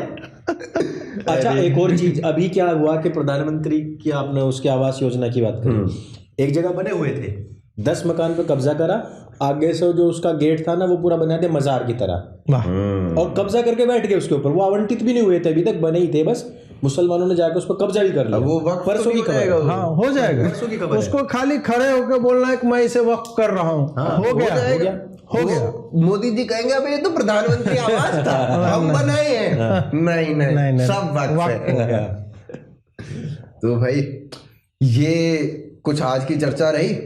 अगले सप्ताह ही मिलेंगे अब हम, क्योंकि एक सप्ताह तो हमने नीचे कर दिया, तो प्रयास करेंगे कि अगले सप्ताह हम फिर मिले, और अगले सप्ताह हम आपको अजीत भाई के चैनल पे मिलेंगे। तो इसलिए अजीत भाई का चैनल अवश्य आप सब्सक्राइब कर लें। नेक्स्ट टाइम हमारे चैनल में मिल रहे हैं। अच्छा ये अंकुर भाई के चैनल पे, चलो अजीत भाई का कट गया है, अंकुर भाई के में मिल रहा है। तो अंकुर भाई का भी चैनल सब्सक्राइब कर लो, ठीक है। आजकल वीडियोस कम बना रहे पर बना रहे हैं, और अब इनकी बुक आ चुकी है, ऑलमोस्ट आई चुकी है, तो उसके बाद अब फिर से फुल फ्लेजेड ये वीडियोस बनाएंगे और आपको मनोरंजन भी देंगे और ज्ञान भी देंगे। तो अजीत भाई और अंकुर भाई दोनों का चैनल आप सब्सक्राइब करें, हमारी को भी करें। धन्यवाद। राम राम। राम राम। राम राम।